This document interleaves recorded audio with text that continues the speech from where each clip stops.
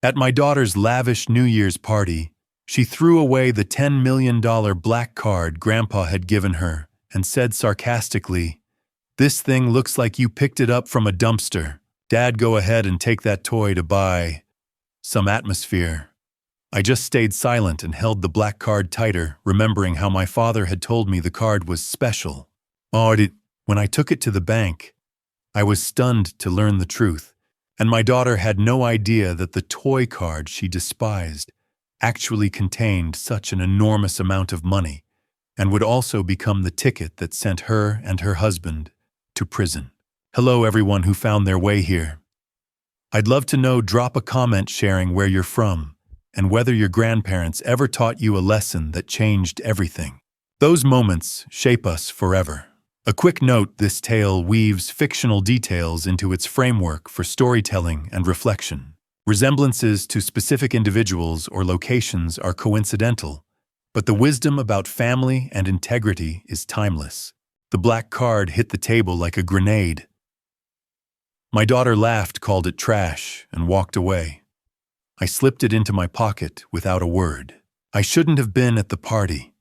Catherine made that clear the moment I walked through her door in my borrowed suit, the one I'd worn to 3 funerals and a wedding over the past decade. She looked me up and down with that expression she'd perfected between business school and her first executive promotion part. Pity part disgust. The house was packed. 200 guests, maybe more. People I didn't know, all dressed in clothes that cost more than I made in a month. Champagne flowed from fountains. A jazz quartet played in the corner.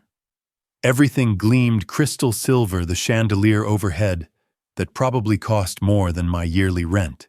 I found a chair near the kitchen and tried to make myself small. That's a skill you develop when you don't fit anywhere. Catherine wanted me there for the head count, not the conversation. Lily found me around 11.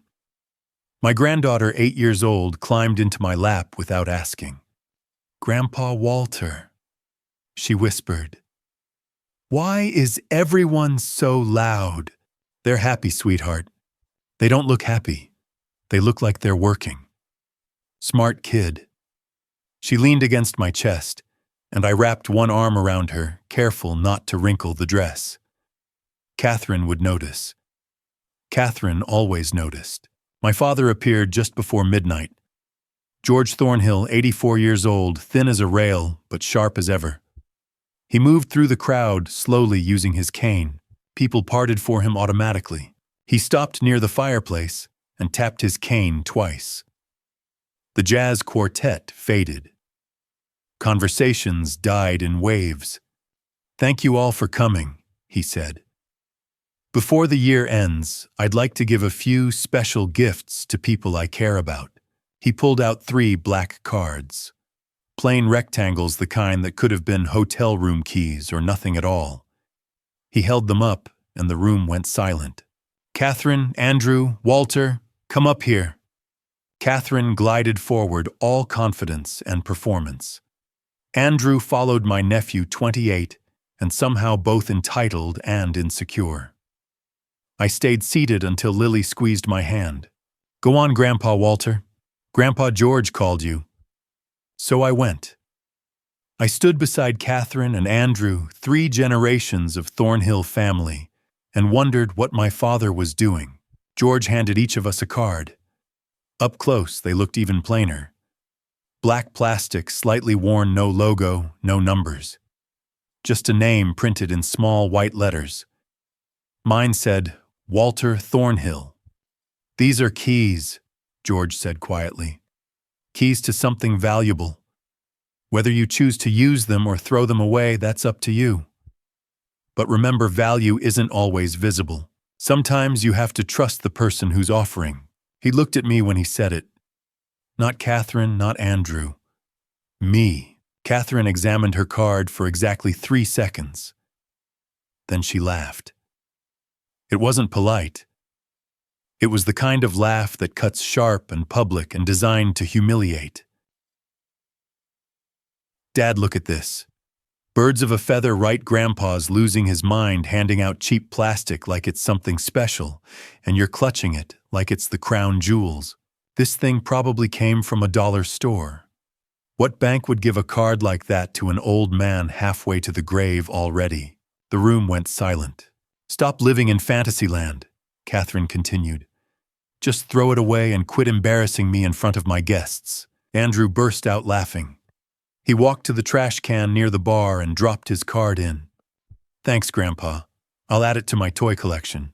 More laughter followed. Not everyone, but enough. I looked down at the card in my hand. Black plastic, worn edges, Walter Thornhill. I didn't understand what it was or what it opened, but I knew one thing: if Catherine thought it was trash, it probably wasn't. I slipped the card into my jacket pocket. The room watched. Catherine's smile faltered for just a second. George caught my eye from across the room. His expression wasn't hurt. It was recognition, confirmation. Like he'd just watched me pass a test I didn't know I was taking. Be real, not rich, Walter, he said quietly. That's all that matters in the end. I nodded. The party resumed. Midnight countdown began. Champagne glasses lifted. The year turned over, indifferent and inevitable. Lily found me after the fireworks. Did you keep it? She asked. I pulled the black card from my pocket and showed her. She studied it seriously. Yep, Mommy said it was trash. Your mommy says a lot of things. But you kept it. Why? I looked across the room at my father. He raised his glass slightly. I raised mine back. Because Grandpa George doesn't do anything without a reason.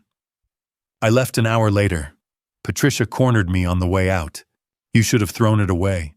You made yourself look foolish. Maybe. Nah, Dad's not well, Walter. He's confused. Don't build your hopes up. I wasn't building anything. I was just respecting him.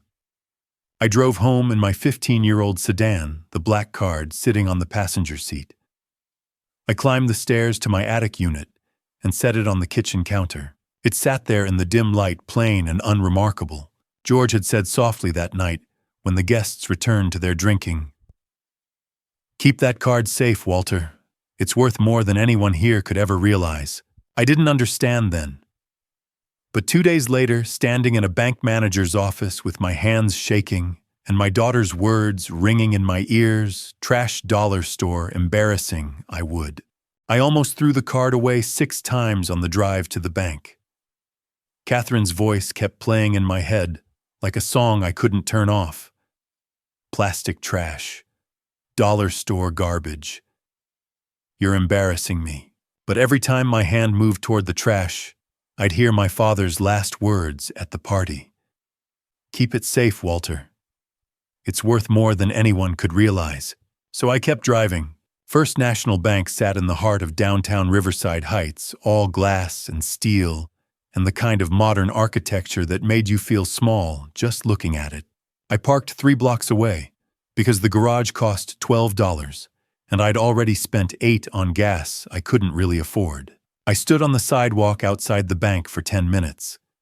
People walked past in their business suits and wool coats that actually kept them warm.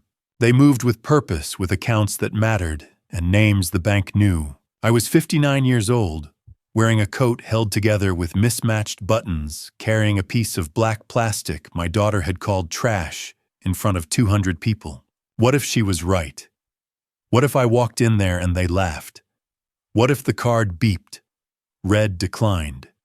Expired fake. But George had never lied to me. Not once in 59 years. If he'd given me this card, if he'd endured public humiliation just to see who would keep it, then it meant something. I pulled open the heavy glass door and stepped inside.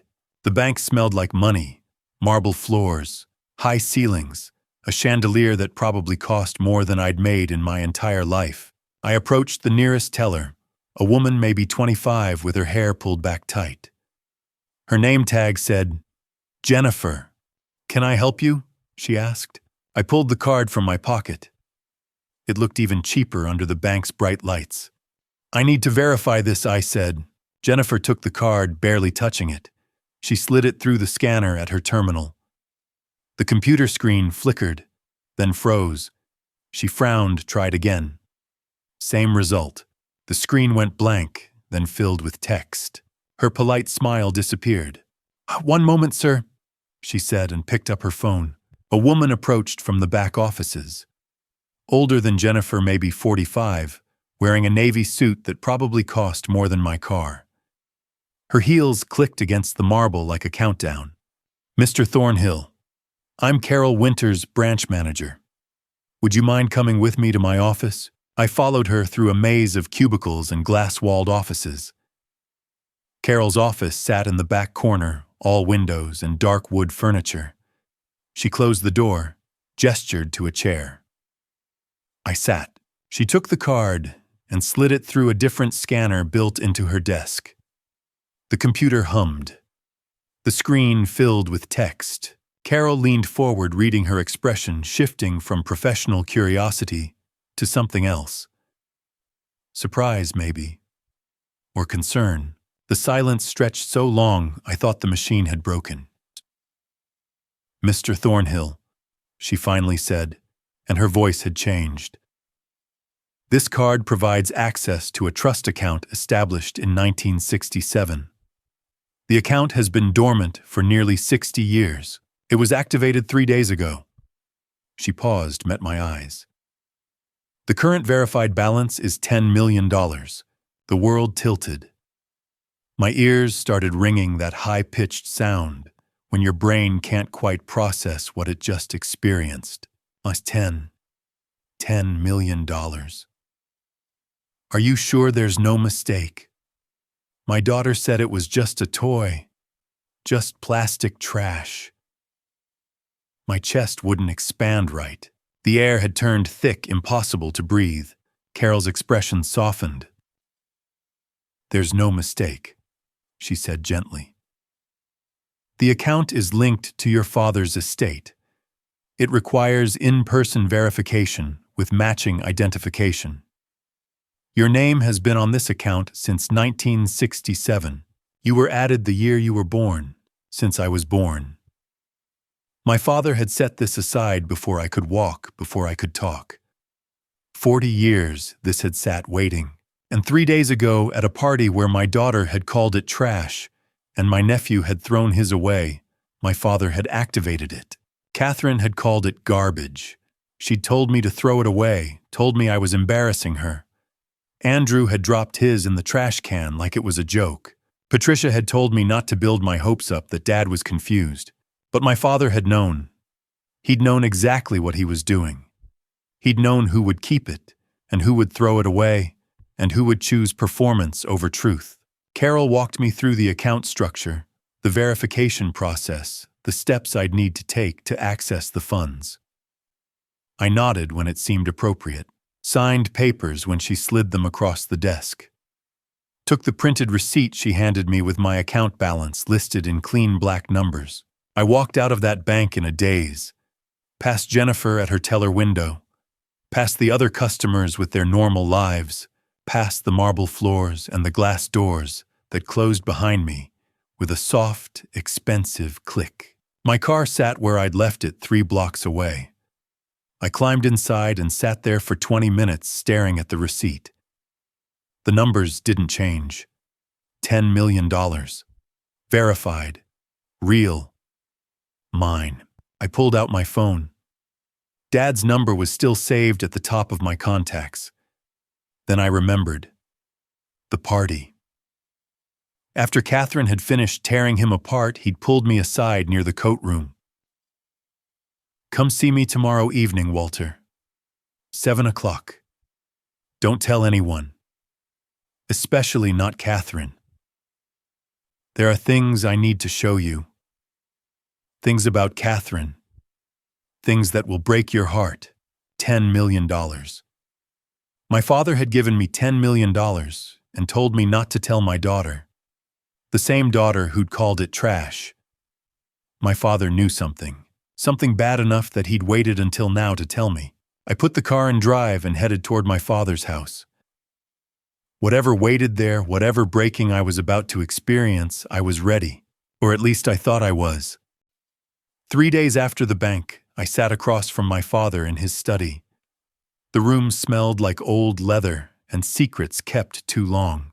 A briefcase sat on his desk between us, the kind lawyers carry into courtrooms when they're about to destroy someone's life with paperwork. My father poured 2 glasses of whiskey from a crystal decanter. He slid one across the desk toward me. "You're going to need that," he said. I'd spent 3 days processing the bank revelation. I thought I was ready for whatever came next. I was wrong. George opened the briefcase. The latches clicked loudly. He pulled out folders, bank statements, ledgers with dates highlighted in yellow. He laid them across the desk in a pattern that told a story before he'd spoken a single word. "I need to show you something that's going to hurt," he said softly. "But you deserve to know what really happened, son. You've deserved to know for 5 years. 5 years." The same amount of time Catherine had been offering to help manage my money, suggesting I consolidate my accounts for simplicity. George turned the first document toward me. A bank statement from his account dated January 2019. A single line was highlighted: wire transfer to Catherine Cooper, $10,000. The memo line said, "For Walter's care." He laid down another statement. February 2019. Same transfer, same amount, same memo. Then March, April, May. Statement after statement, month after month, each one showing the same $10,000 wire transfer to Catherine. 5 years, George said quietly. 60 months, $600,000. "I don't understand," I said. "Why would you? I never asked for—" "I know you didn't ask," George interrupted gently. "You were struggling, Walter. After your divorce, after you went freelance, after your apartment flooded. I wanted to help, but I knew if I sent money directly, you'd refuse it. So I sent it through Catherine. She was your daughter. She was a financial professional. I trusted her to make sure you got what you needed." He pulled out another set of documents. Catherine's bank statements. The dates matched his transfers exactly. January 2019, deposit $10,000. But then 3 days later, withdrawal $9,000 mortgage payment. Another withdrawal $500 car payment. Another $300 personal shopping. Every month the same pattern. Money in from George. Money out to Catherine's own expenses. Nothing forwarded to me. The final set was mine.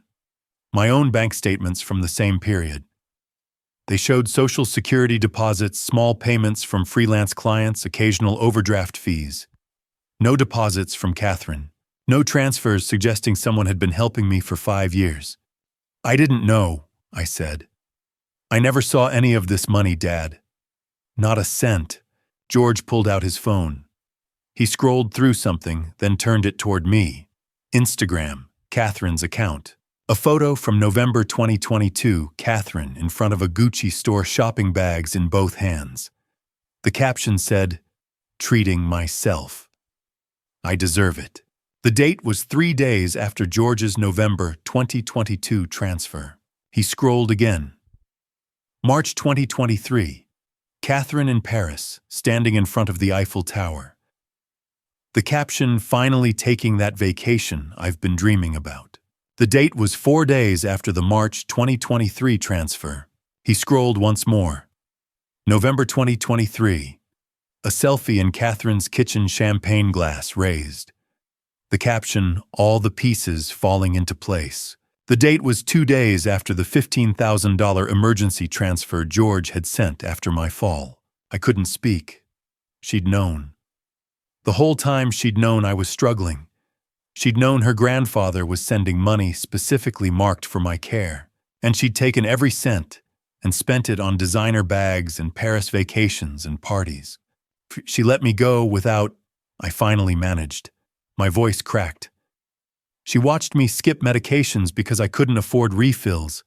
She watched me eat ramen for dinner. For 5 years. George's hand landed on my shoulder, heavy and warm. "I'm sorry, son," he said.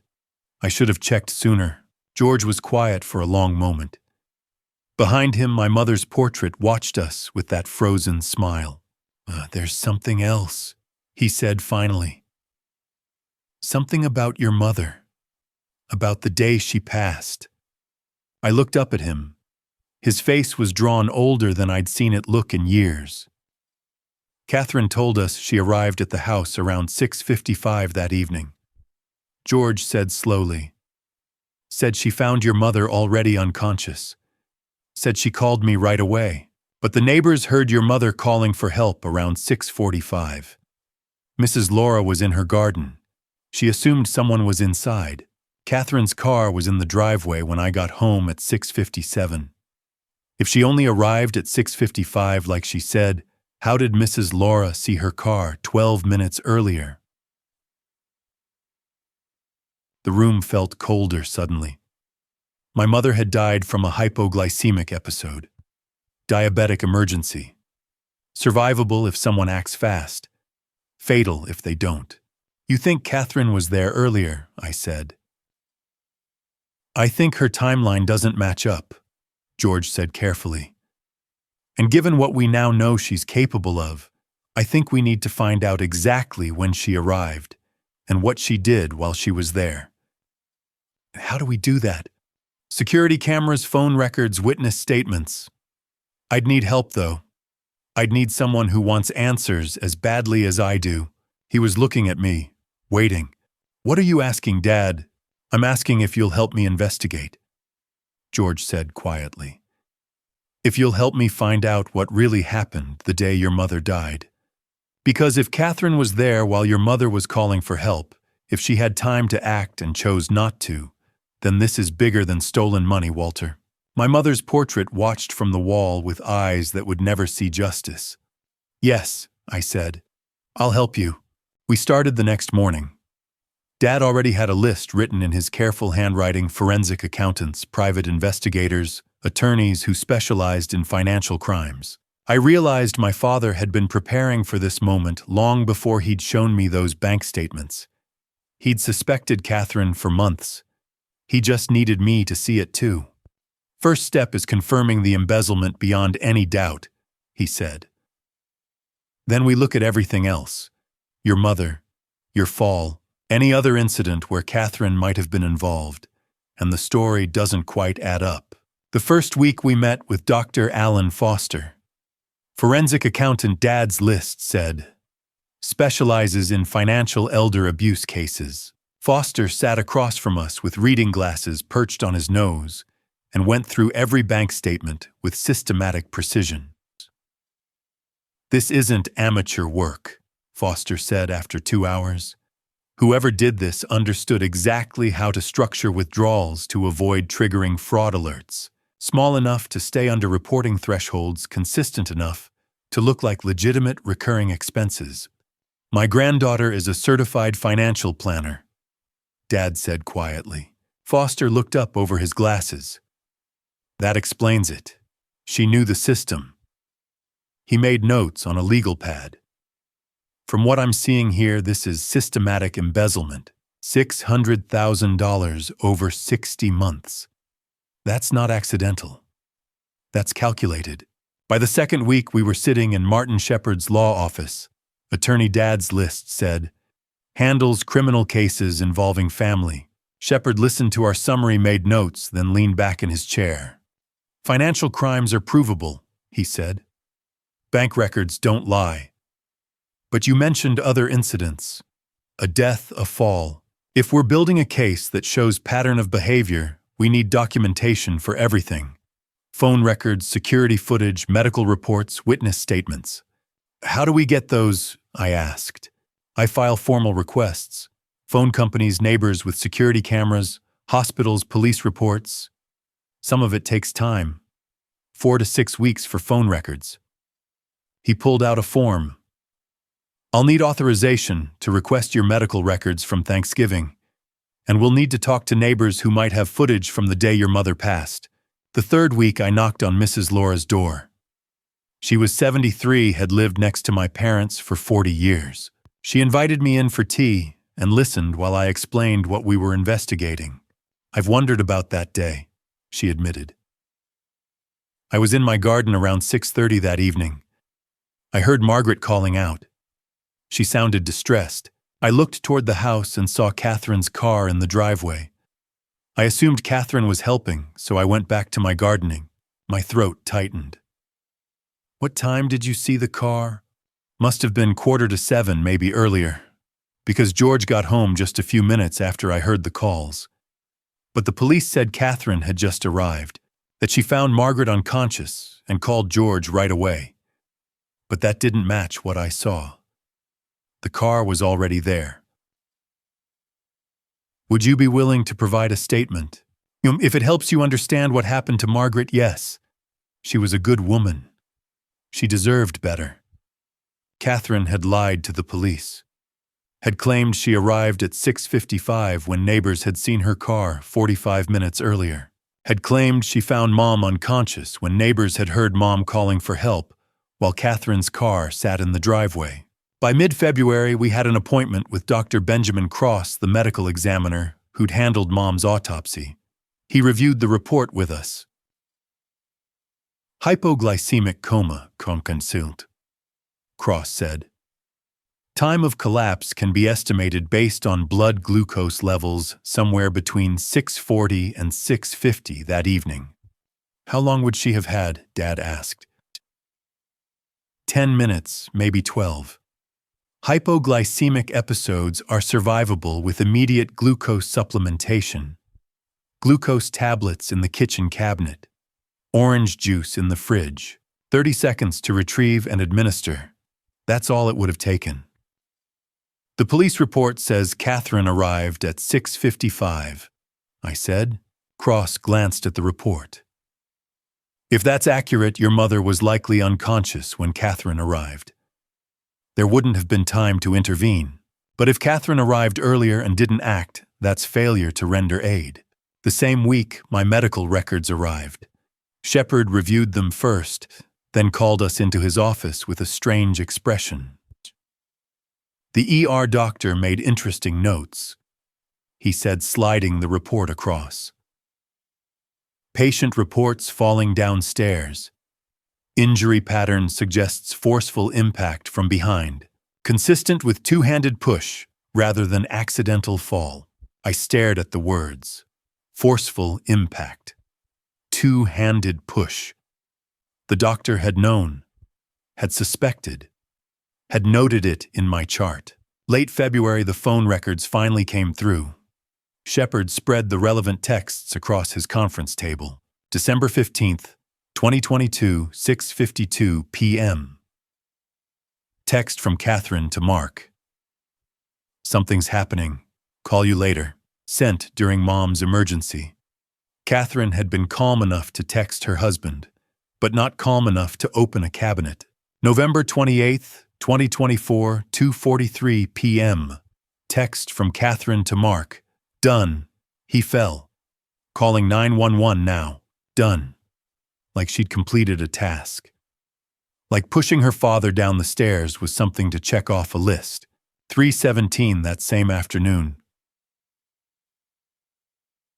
He's okay. Minor injuries. Grandpa will send money. December 1st. Got the $15,000. Party is covered. The emergency money Dad had sent went straight to funding Catherine's New Year's Eve party. Money she'd known was coming because she'd created the emergency that prompted it. This is premeditation, Shepard said quietly. Combined with the financial motive and the pattern of behavior, this moves beyond simple assault. The final week of February, we met with Detective Michael Torres at the police precinct. He listened to our summary with polite skepticism. Family disputes are complicated, he said. This isn't a family dispute, Dad said. He pushed folders across Torres's desk. This is documentation, bank records showing systematic theft, neighbor testimony contradicting police statements, medical analysis showing failure to render aid, Text messages proving premeditation for assault. Torres spent 2 hours reviewing everything. When he looked up, the skepticism was gone. "This isn't a family dispute," he said. "This is a pattern. Financial exploitation, criminal negligence, assault with intent to harm. If that ring footage confirms the timeline, we have enough for charges." The ring footage arrived that afternoon. Catherine's car pulling into the driveway. Timestamp 6:12 p.m.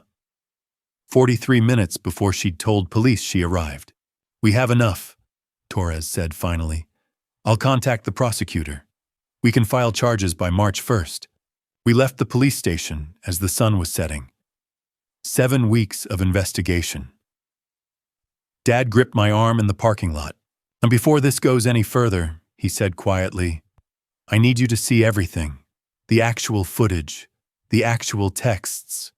Every moment she chose money over family. Because once the trial starts, you'll hear it all anyway. And I'd rather you hear it from me first." When I asked, "Tonight," he said, "it's time." We didn't speak on the drive back to Dad's house. 7 weeks of investigation had confirmed everything we feared. Now it was time for me to see it all. Not summaries, not reports. The actual evidence. Every text message. Every second of footage.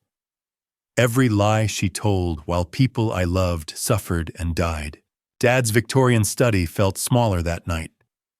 The desk was covered with manila folders, printouts, and a laptop displaying a paused video frame. He poured 2 glasses of whiskey without asking if I wanted one. We both needed it. "You need to see it with your own eyes, Walter," he said. "You need to understand what she is, what she's capable of, because in 7 days, we're going to stand in front of 300 people and tell them exactly what she did." Dad turned the laptop toward me and pressed play on the Ring camera footage. The timestamp read December 15th, 2021. The night my mother died. The video opened on an empty driveway at 6:12 p.m. Then Catherine's white Range Rover pulled up. She got out, checked her phone, and walked toward the front door. She knocked twice, then used her key to let herself in. For the next 35 minutes, the footage showed nothing but an empty driveway. Then, at 6:47, there was movement visible through the kitchen window. My mother's silhouette leaning heavily against the counter. Her hand reaching out, calling for help. Catherine's silhouette appeared in the frame. She was standing 6 feet away from my mother. For 9 minutes, she stayed in that kitchen. The timestamp crawled forward. 6:48, 6:50, 6:55. My mother's movements grew weaker. Catherine didn't move toward the medicine cabinet. Didn't reach for the phone. Just stood there. At 6:57, Dad's car pulled into the driveway. Catherine's silhouette moved quickly, then finally crossing to where my mother had collapsed. By the time Dad entered the house 5 seconds later, Catherine was kneeling beside her phone, in hand, already dialing. The ambulance arrived at 7:02. My mother was pronounced dead at 7:34. I couldn't breathe. Dad paused the video and pulled out the next document. Dr. Benjamin Cross's medical examiner report. Patient experienced hypoglycemic shock. Intervention window approximately 10 minutes from onset of symptoms. Glucose tablets located in kitchen cabinet accessible within 30 seconds. Administration of glucose would have stabilized patient with near certainty. Failure to render aid constitutes criminal negligence under state law. 10 minutes. Catherine had been there for 9 of them. Dad opened the next folder. Phone records. Catherine's text messages extracted through legal subpoena. December 15th, 2021, 6:52 p.m. to mark something's happening. Call you later. November 28th, 2023, 2:43 p.m. to mark done. He fell. Calling 911 now. November 28th, 2023, 3:17 p.m. to mark. He's okay. Minor injuries. Playing it cool. December 1st, 2023 to mark. Got the $15,000. Party covered. The Thanksgiving text hit me like a fist. Done. He fell. I remembered that day. The sharp pain. Catherine's face hovering over me. The smile she gave me in the ambulance. I thought it was relief. Now I knew it was satisfaction. Dad slid another folder across. My own medical records from the emergency room. Injuries consistent with high-force blunt trauma applied from posterior angle. Pattern suggests deliberate contact rather than accidental fall. She pushed me. My own daughter pushed me down a flight of stairs because she needed $15,000 for a party. Then Dad played the audio file. The 911 call from November 28th, 2023. Catherine's voice came through breathless and panicked. My father fell down the stairs. Please, you have to hurry. He's not moving. I just got here and found him like this, the dispatcher asked when it happened. Catherine's response was immediate. Just now, maybe 2 minutes ago, please send someone. The timestamp on the text message to Mark said 2:43 p.m. The 911 call was logged at 2:51 p.m., 8 minutes later. 8 minutes she spent making sure I was hurt badly enough, making sure the fall looked convincing. I couldn't speak. 3 crimes: embezzlement, negligent homicide, assault. All committed by the woman I raised. Dad's hand landed gently on my shoulder. We sat there in silence for a long time, the evidence spread out between us like the ruins of a family that no longer existed. Finally he spoke. His voice was quieter than before. Walter, there's something else I need to tell you. I'm sick. Stage 4 pancreatic cancer. Diagnosed in November. The doctors say I have a few months, maybe less. The room tilted. I stared at him, unable to form words. So I didn't tell you because we had work to do. He continued. Because you needed to focus on getting justice for your mother. On protecting yourself and Lily. But now the work is almost done. We filed charges on March 1st. And on March 25th at my funeral, I'm going to make sure everyone knows what Catherine did. I shook my head, trying to process losing him so soon after discovering the truth. Dad, you can't. He cut me off. I've already arranged everything. The funeral will be at Riverside Memorial. 300 guests. I've written a letter to be read aloud during the service. It explains the embezzlement, the evidence, the charges.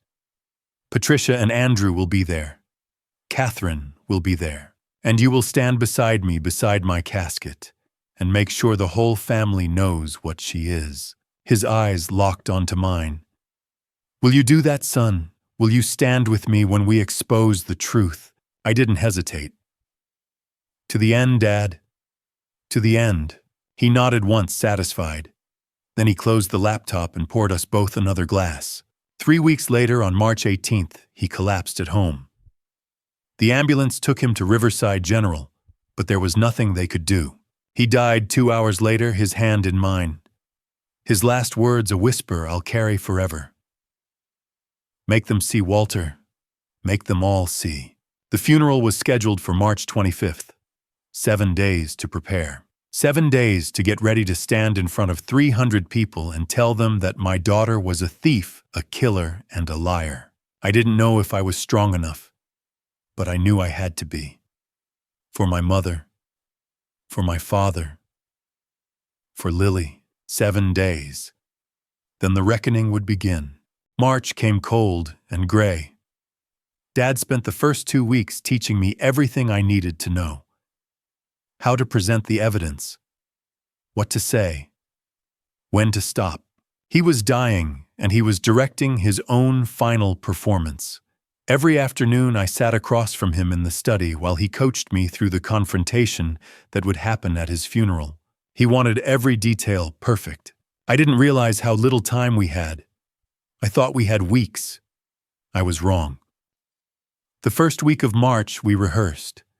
Dad sat in his leather chair, growing visibly weaker each day, while I stood at the makeshift podium he'd set up.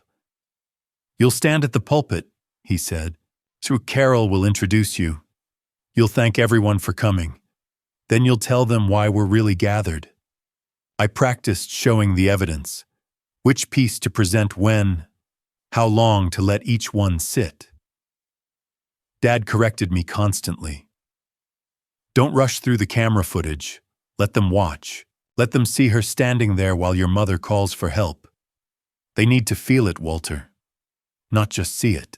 By the second week, the rehearsals became less frequent. Dad was running out of energy. On March 6th, we met with Carol Winters at her law office. Dad signed the final version of his will in front of 2 witnesses, his hand shaking badly. The document was clear. Lily would receive a $2 million trust with me as guardian. The remaining $8 million would seed the George Thornhill Foundation, dedicated to supporting families affected by elder fraud and financial abuse. Catherine and Mark would receive nothing. Carol looked at Dad carefully. George, are you absolutely certain about the public exposure? Once Walter presents that evidence at the funeral, there's no taking it back. Dad didn't hesitate. They need to see it, Carol. All of them. Catherine's gotten away with manipulation and lies for 30 years because people like me enabled her. Not anymore. The next few nights we sat together in his study and talked about Catherine. Not about the crimes, about her, the daughter I raised. Dad asked me the question I'd been avoiding. Do you hate her, Walter? I stared into my glass for a long time. I don't know what I feel anymore, Dad. I loved her my whole life. I defended her when everyone else said she was selfish. And now I find out they were right. She stole from me. She let Mom die. She pushed me down the stairs. How am I supposed to feel? Dad nodded slowly. She's still your daughter, but she made her choices. And now she has to live with the consequences. We talked about Lily. 8 years old, innocent, caught in the middle. Dad's voice was firm. Don't punish the child for the mother's sins, Walter. Lily didn't choose Catherine. She deserves better. I promised him I'd protect her. By mid-March, Dad's physical decline became impossible to ignore. He slept 16 hours a day. When he was awake, he barely ate. The coughing fits grew longer. His pain medication dosage tripled. I suggested the hospital. He refused. Not yet, Walter. I need to be sure you're ready. On March 15th, we did our final rehearsal. Dad was too weak to stand, so he sat in his chair and guided me through the presentation one last time. His instructions were precise. The evidence won the ring camera footage. Let them watch it. Don't narrate. Just play it and let them see. He paused, breathing heavily. Evidence 2, the bank statements. Show the pattern. Evidence 3, the text messages. Read them aloud. Every word. Then Carol will step forward and read the will. That's when they'll understand. The next 2 days, Dad drifted in and out of consciousness.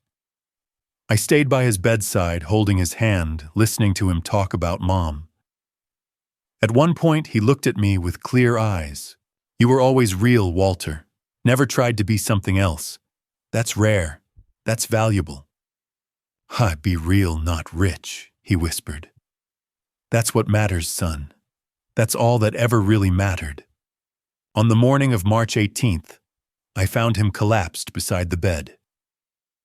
I called 911. The ambulance arrived within 6 minutes. Dad was still breathing, still conscious enough to recognize me. They loaded him onto the stretcher, and we rode together to Riverside General Hospital. Dad regained consciousness once, just for a moment. He looked at me, his eyes clear despite the morphine, and whispered his last words. You're ready, Walter. Do this for your mother. He died at 11:47 that morning. I was alone with him, holding his hand, watching the monitor flatline. The next 6 days blurred together. Carol Winters helped coordinate the funeral. St. Michael's Church was booked for 2 o'clock on March 25th. Over 300 confirmed guests. Catherine and Mark replied within an hour, confirming they'd be in the front row. Patricia and Andrew were flying in from Boston. I spent those nights reviewing the evidence folders obsessively. The Ring camera footage, the bank statements, the text messages. I watched them over and over until I could recite every timestamp, every transaction, every word. Detective Torres called on March 23rd. "We'll be there, Walter. Plainclothes, seated in the back. As soon as you finish presenting the evidence, we'll move in and make the arrests. Are you ready?" I told him I was. I wasn't sure if it was true. On the morning of March 25th, I put on my funeral suit. The same borrowed suit I'd worn to Catherine's New Year's Eve party 3 months earlier. I looked at myself in the mirror and barely recognized the man staring back. I picked up the evidence folder. 300 people would be at that funeral. Catherine would sit in the front row performing grief, and I was about to destroy her in front of all of them. Dad had planned everything. The timing, the evidence, the confrontation. Now I just had to execute the plan. For Mom. For him. For every person Catherine had hurt. I walked out the door, evidence folder in hand, and drove toward St. Michael's Church. The reckoning was about to begin. 300 people came to my father's funeral. Most of them hadn't spoken to him in years. Catherine sat in the front row, dressed in black, performing an award-worthy display of grief. I stood in the back with a folder full of evidence and waited for my cue. I arrived early, just after 1 o'clock. St. Michael's Church held 400 people, but today it felt smaller, cramped with bodies and the weight of what was about to happen. The stained glass windows filtered March sunlight into muted colors across the pews. The air smelled of lilies and furniture polish. Carol Winters found me near the entrance. "Are you ready, Walter?" I looked past her at the crowd filing in. Business partners Dad hadn't seen in a decade. Distant cousins who'd only called when they needed money. Friends from his veterans group who actually cared. "One no turn," I said. "But I'm going to do it anyway." Inside, Catherine had claimed the front row like a throne. She wore a black dress that probably cost more than my rent, paired with a delicate veil. She greeted each mourner with tears in her eyes, accepting condolences with trembling hands. "Grandfather was a wonderful man," she told mourners. "I'll miss him so much." Mark stood beside her, playing the supportive husband. Lily sat between them, 8 years old, and genuinely crying, confused by death. Patricia and Christopher occupied the seats next to Catherine. Andrew sat on the other end, pale and uncomfortable. Catherine saw me standing in the back. Our eyes met for just a second. Something flickered across her face, confusion, maybe alarm. Then she turned back and resumed her performance. I scanned the crowd and found Detective Torres near the side exit, dressed in a dark suit. 2 other plainclothes officers were scattered through the pews. Torres caught my eye and gave the smallest nod. They were ready. By 1:30, the church was full. Over 300 people had taken their seats. The organ music began softly. At the front, my father's casket rested on a raised platform surrounded by white lilies. A large portrait of him sat on an easel beside it. He was smiling in the photo, healthy and strong. He looked like a man who knew exactly what he was doing. The service began with the pastor's prayer. His eulogy was generic, filled with platitudes about a life well lived. It was hollow and meaningless. When he finished, he invited family members to speak. Patricia stood first. Her speech was brief and formal. George Thornhill was a family man and a successful businessman. He valued hard work and integrity. She returned to her seat without a single tear. Then Catherine stood. I watched her move toward the pulpit, my stomach tightening. She talked about her grandfather's generosity, how he'd always been there for the family, how he'd wanted everyone to love one another. She cried as she spoke, dabbing at her eyes with a tissue. The guests murmured sympathetically. I wanted to scream. She was talking about a man she'd stolen from, a man whose wife she'd let die, and everyone was buying it. Catherine returned to her seat, and buried her face in her hands. Mark wrapped an arm around her. The crowd whispered words of comfort and admiration for the grieving granddaughter. Then Carol Winters stood and walked to the pulpit. The murmurs faded. "Good afternoon. My name is Carol Winters, and I'm the executor of George Thornhill's estate." George left very specific instructions for today's service. He wanted his will to be read here in front of everyone he cared about. He believed transparency was important. A few people exchanged glances. This was unusual. But first, George asked that his son Walter share a few words. Every head in the church turned toward the back. 300 pairs of eyes locked onto me. Catherine's face went from confusion to alarm. I saw the realization dawn. The black card. The test. Dad's strange behavior. She knew something was wrong, but she didn't know what. Not yet. I stood, the evidence folder gripped in both hands. The walk down the center aisle felt endless. Each step echoed in the silent church. 300 people watched me move toward the pulpit.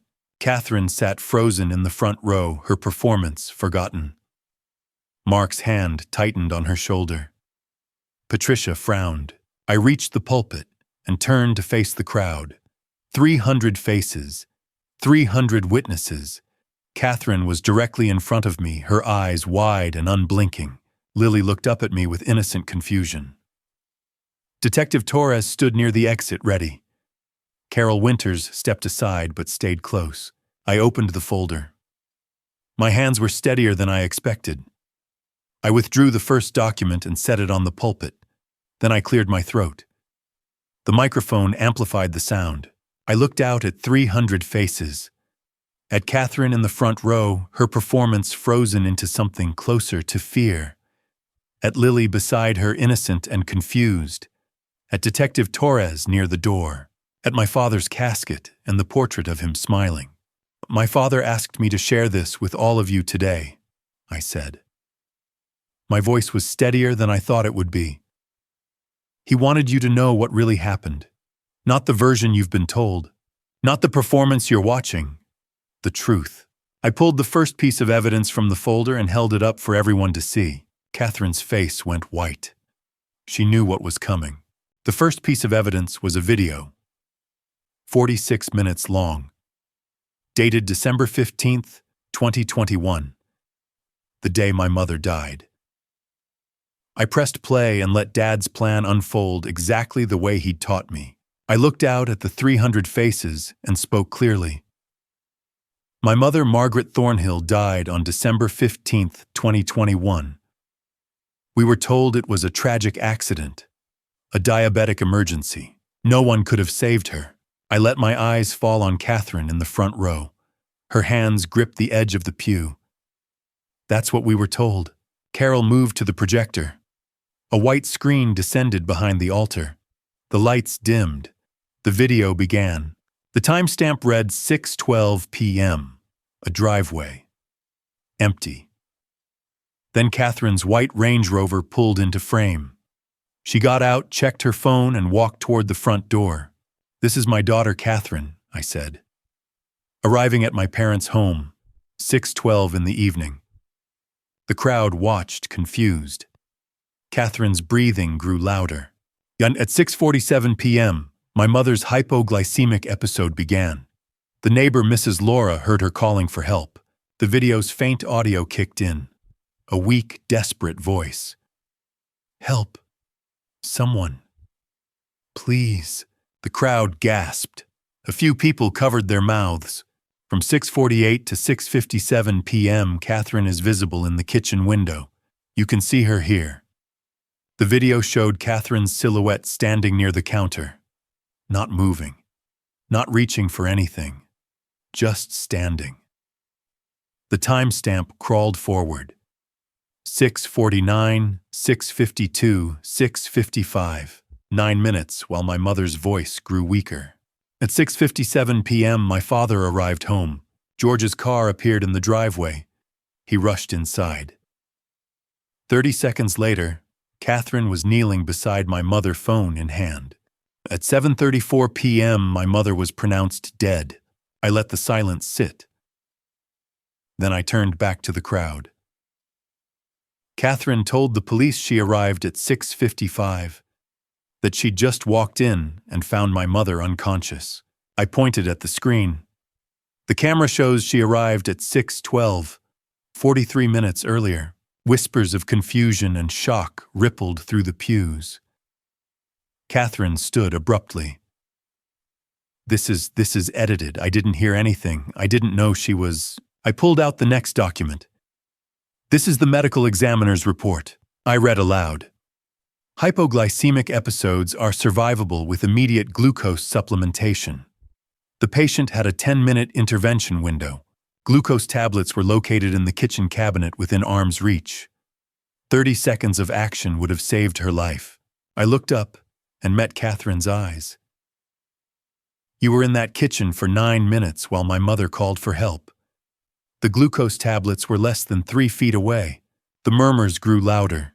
Someone near the back said, "Oh my God."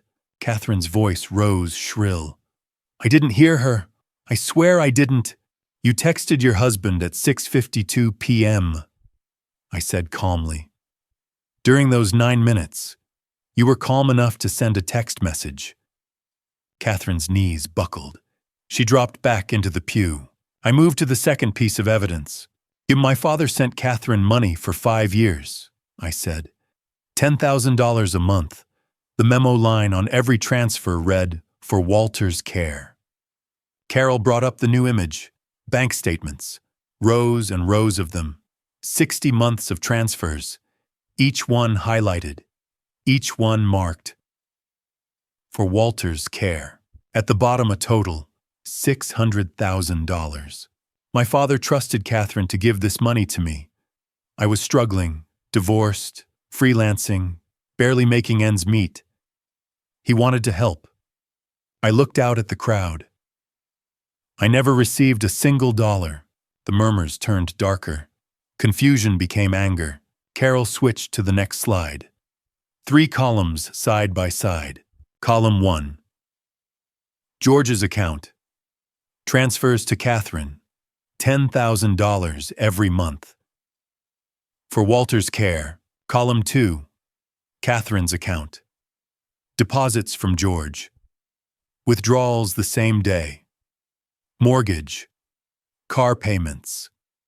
Shopping. Restaurants. Vacations. Column 3. My account. No deposits. Only Social Security and sporadic freelance income. Overdraft fees, negative balances.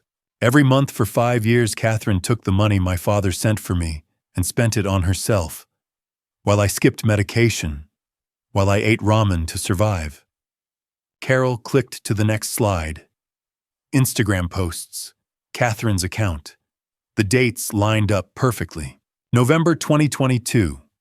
Received $10,000. 3 days later, shopping at Gucci. Treating myself today. March 2023. Received $10,000.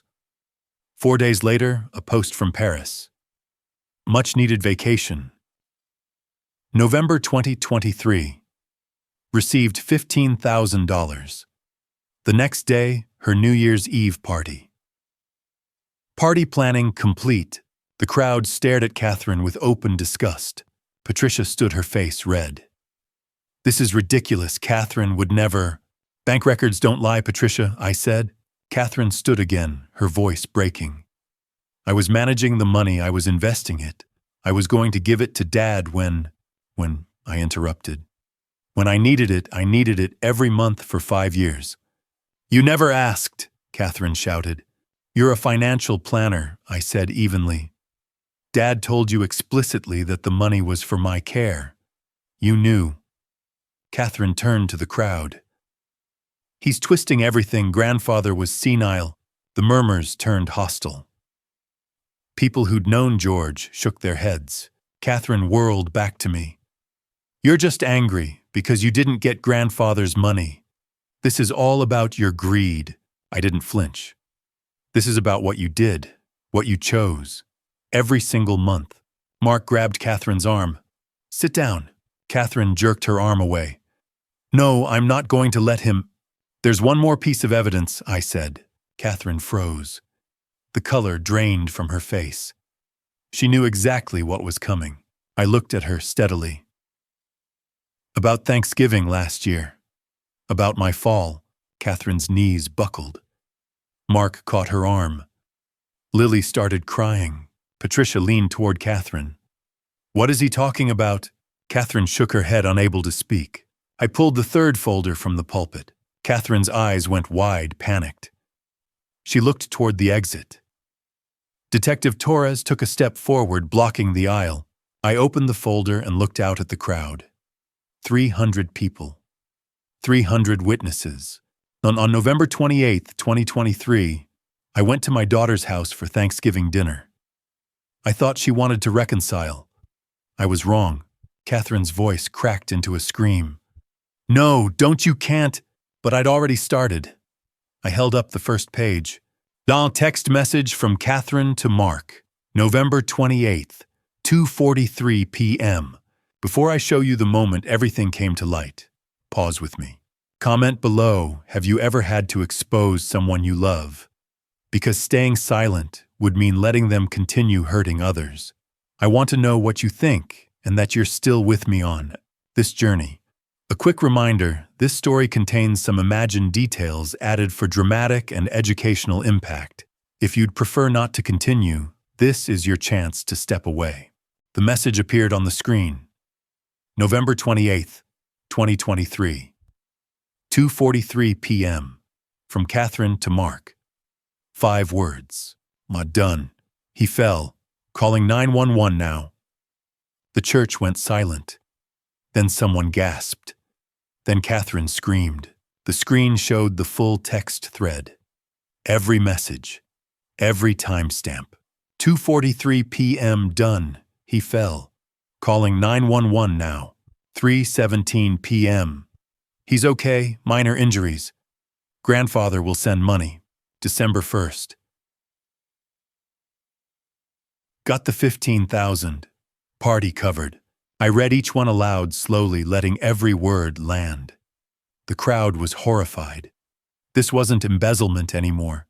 This wasn't negligence. This was deliberate harm. I went to my daughter's house on November 28th for Thanksgiving dinner, I said. We ate together. I thought maybe we could repair things. Then Catherine asked me to help carry boxes upstairs. I went ahead of her on the staircase. I paused. The church was completely still. I felt 2 hands on my back. A hard shove. And then I was falling. Someone covered their mouth. I woke up at the bottom with blood on my face. Catherine was calling 911. She told them I'd slipped, and I believed her. I pulled up the next image. The emergency room report. This is what the attending physician wrote. Injury pattern consistent with forceful push from behind, not accidental fall. I showed the next slide. Photos from the ER. The bruising on my back. 2 distinct handprint-shaped marks. The doctor asked me directly if I'd been pushed. I said no. My voice wavered. I lied to protect my daughter. Because I couldn't believe she would do something like that. But the texts don't lie. I pointed at the screen. Done. He fell. That's not how you describe an accident. That's how you report completion of a task. I pulled up the timeline. 2:43 p.m. text message sent. 2:51 p.m. 911 call placed. 8 minutes. Why wait 8 minutes? Because she needed to make sure I was hurt badly enough that my father would send the money. The room erupted. Catherine stood, her face contorted. He's lying, she screamed. He's making this all up. She turned to me, jabbing a finger. Dad, you're confused. You fell on your own. You're doing this because you're jealous, because grandfather didn't leave you anything. She whirled toward the crowd. He's manipulating all of you. I loved grandfather. She was sobbing now, makeup smeared, but the crowd wasn't buying it. Someone shouted, The texts are right there on the screen. My sister Patricia turned away, unable to watch anymore. Even my brother Andrew looked disgusted. Mark grabbed Catherine's arm. "Sit down," he hissed. Catherine jerked away. "Don't touch me. This is all your fault. You said it would work." The crowd gasped. She'd just implicated her husband. Detective Torres moved. He stepped into the center aisle, badge held high. 2 other officers appeared from the sides, blocking exits. "Catherine Cooper, Mark Cooper, you're both under arrest." Catherine's head snapped toward him, eyes wide with panic. Torres continued calm. "Embezzlement, wire fraud, criminal negligence resulting in death, assault with intent to cause bodily harm." Catherine screamed. "No, you can't arrest me at a funeral." Torres stepped closer. "Ma'am, turn around and place your hands behind your back." Catherine looked around wildly. Officers stood at every exit. Lily screamed, "Mommy, Mommy, what's happening?" The officers moved toward Catherine. She backed up, stumbling into flower arrangements, knocking over a vase. "Stay away from me." Mark stood, hands raised. "I'll comply." Catherine spun on him. "Shut up. Don't say anything." An officer caught Catherine's wrists and pulled them behind her back. The sound of handcuffs clicking echoed through the church. Lily was sobbing, trying to run to her mother. My sister Patricia grabbed the child, holding her back. Lily screamed, "Let my mommy go." Catherine was being led toward the exit, still fighting. "Lily, Mommy loves you. Mommy didn't do anything wrong." I stepped down from the pulpit and walked toward Lily. I knelt in front of her. When she saw me, she recoiled. "You!" she screamed. "You did this!" "Sutson, Lily's sweetheart, I hate you!" Tears streamed down her face. "You're a liar." She hit me. Her small fists pounded my chest. I didn't move. I let her. After a moment, her punches slowed, then stopped. Then she collapsed into my arms, sobbing. I held her. I wrapped my arms around her and let her cry. "I'm so sorry, sweetheart," I whispered. "I'm so sorry you had to see this. But your mother did things that hurt people. And sometimes when people hurt others, they have to face the consequences." Lily didn't understand. All she knew was that her mother was being taken away. Catherine was dragged out, still screaming. Mark followed silently. The church was in chaos. Half the crowd left. The other half stayed murmuring. I was still holding Lily when my sister Patricia spoke. "Walter, what's going to happen to Lily?" I looked up. "That's up to the court. And what's in my father's will?" Carol Winters returned to the pulpit. Her voice cut through the noise. "Turta." For those remaining, George Thornhill left very specific instructions. He wanted it read today, immediately after the evidence was presented. She withdrew a thick document. "There are 2 wills on file. Will A dated October 2023 and Will B dated September 12, 2024. Will B supersedes Will A. The remaining guests, maybe 150 people, settled back. I carried Lily to the front pew and sat with her. My sister sat beside us. My brother Andrew remained in the back, looking like he wanted to disappear. Carol opened the will. Last will and testament of George Thornhill, dated September 12, 2024. To be executed immediately upon my death with a public reading at my funeral. She paused. George Thornhill's estate is valued at approximately $50 million. The room went silent. $50 million. Lily clutched my shirt tighter. Carol turned the page and read the first line of asset distribution. My sister Patricia gasped. The first line read, "To my granddaughter, Catherine Cooper, I leave nothing. She has taken far more than she ever deserved." Patricia gasped. Andrew went pale. And I understood that my father had one final lesson to teach them. Carol's voice was steady. "To Mark Cooper, I leave nothing. He aided and participated in Catherine's crimes." She paused. "Catherine Cooper and Mark Cooper are formally disinherited. They have no claim to any portion of my estate, my trust funds, my properties, or my personal effects. Carol turned the page. To my daughter Patricia Mitchell and her husband Christopher Mitchell, I leave nothing. Patricia shot to her feet. What? This isn't legal. Carol didn't flinch. Please, Mrs. Mitchell, let me finish. She read on. Patricia stood by while Catherine destroyed this family. She knew Walter was struggling, but said nothing.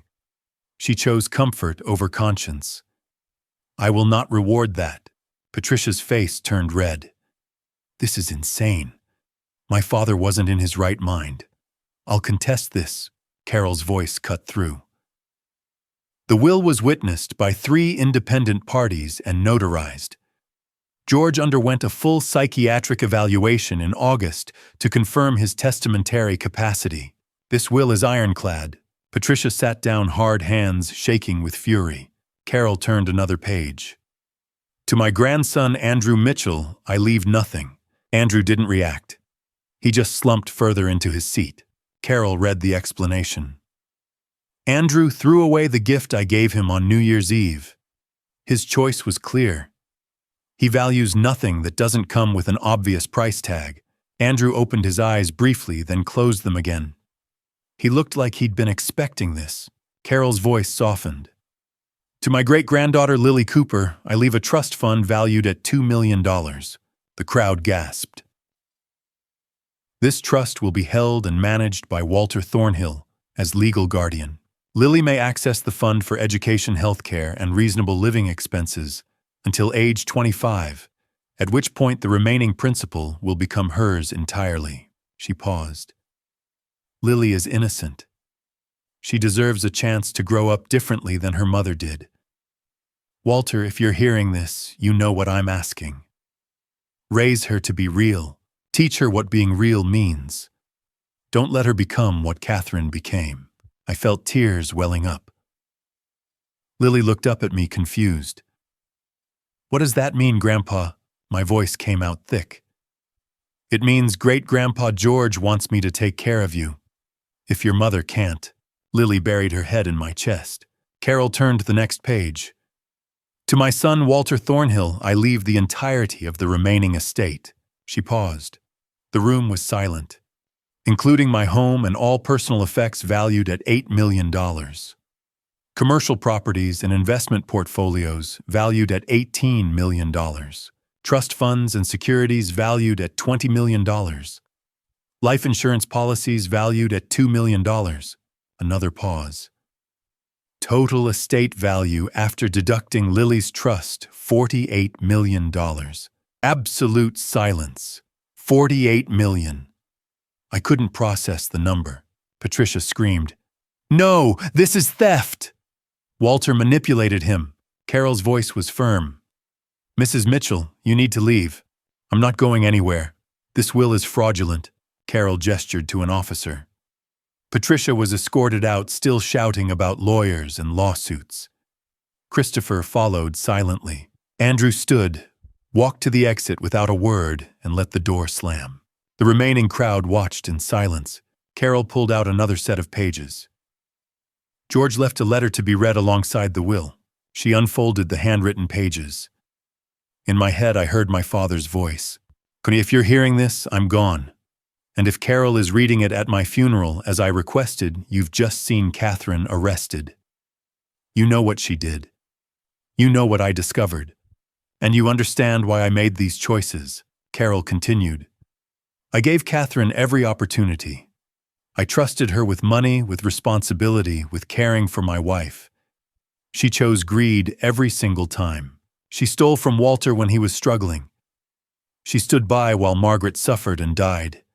She hurt Walter to pay for a party. These weren't mistakes. These were choices.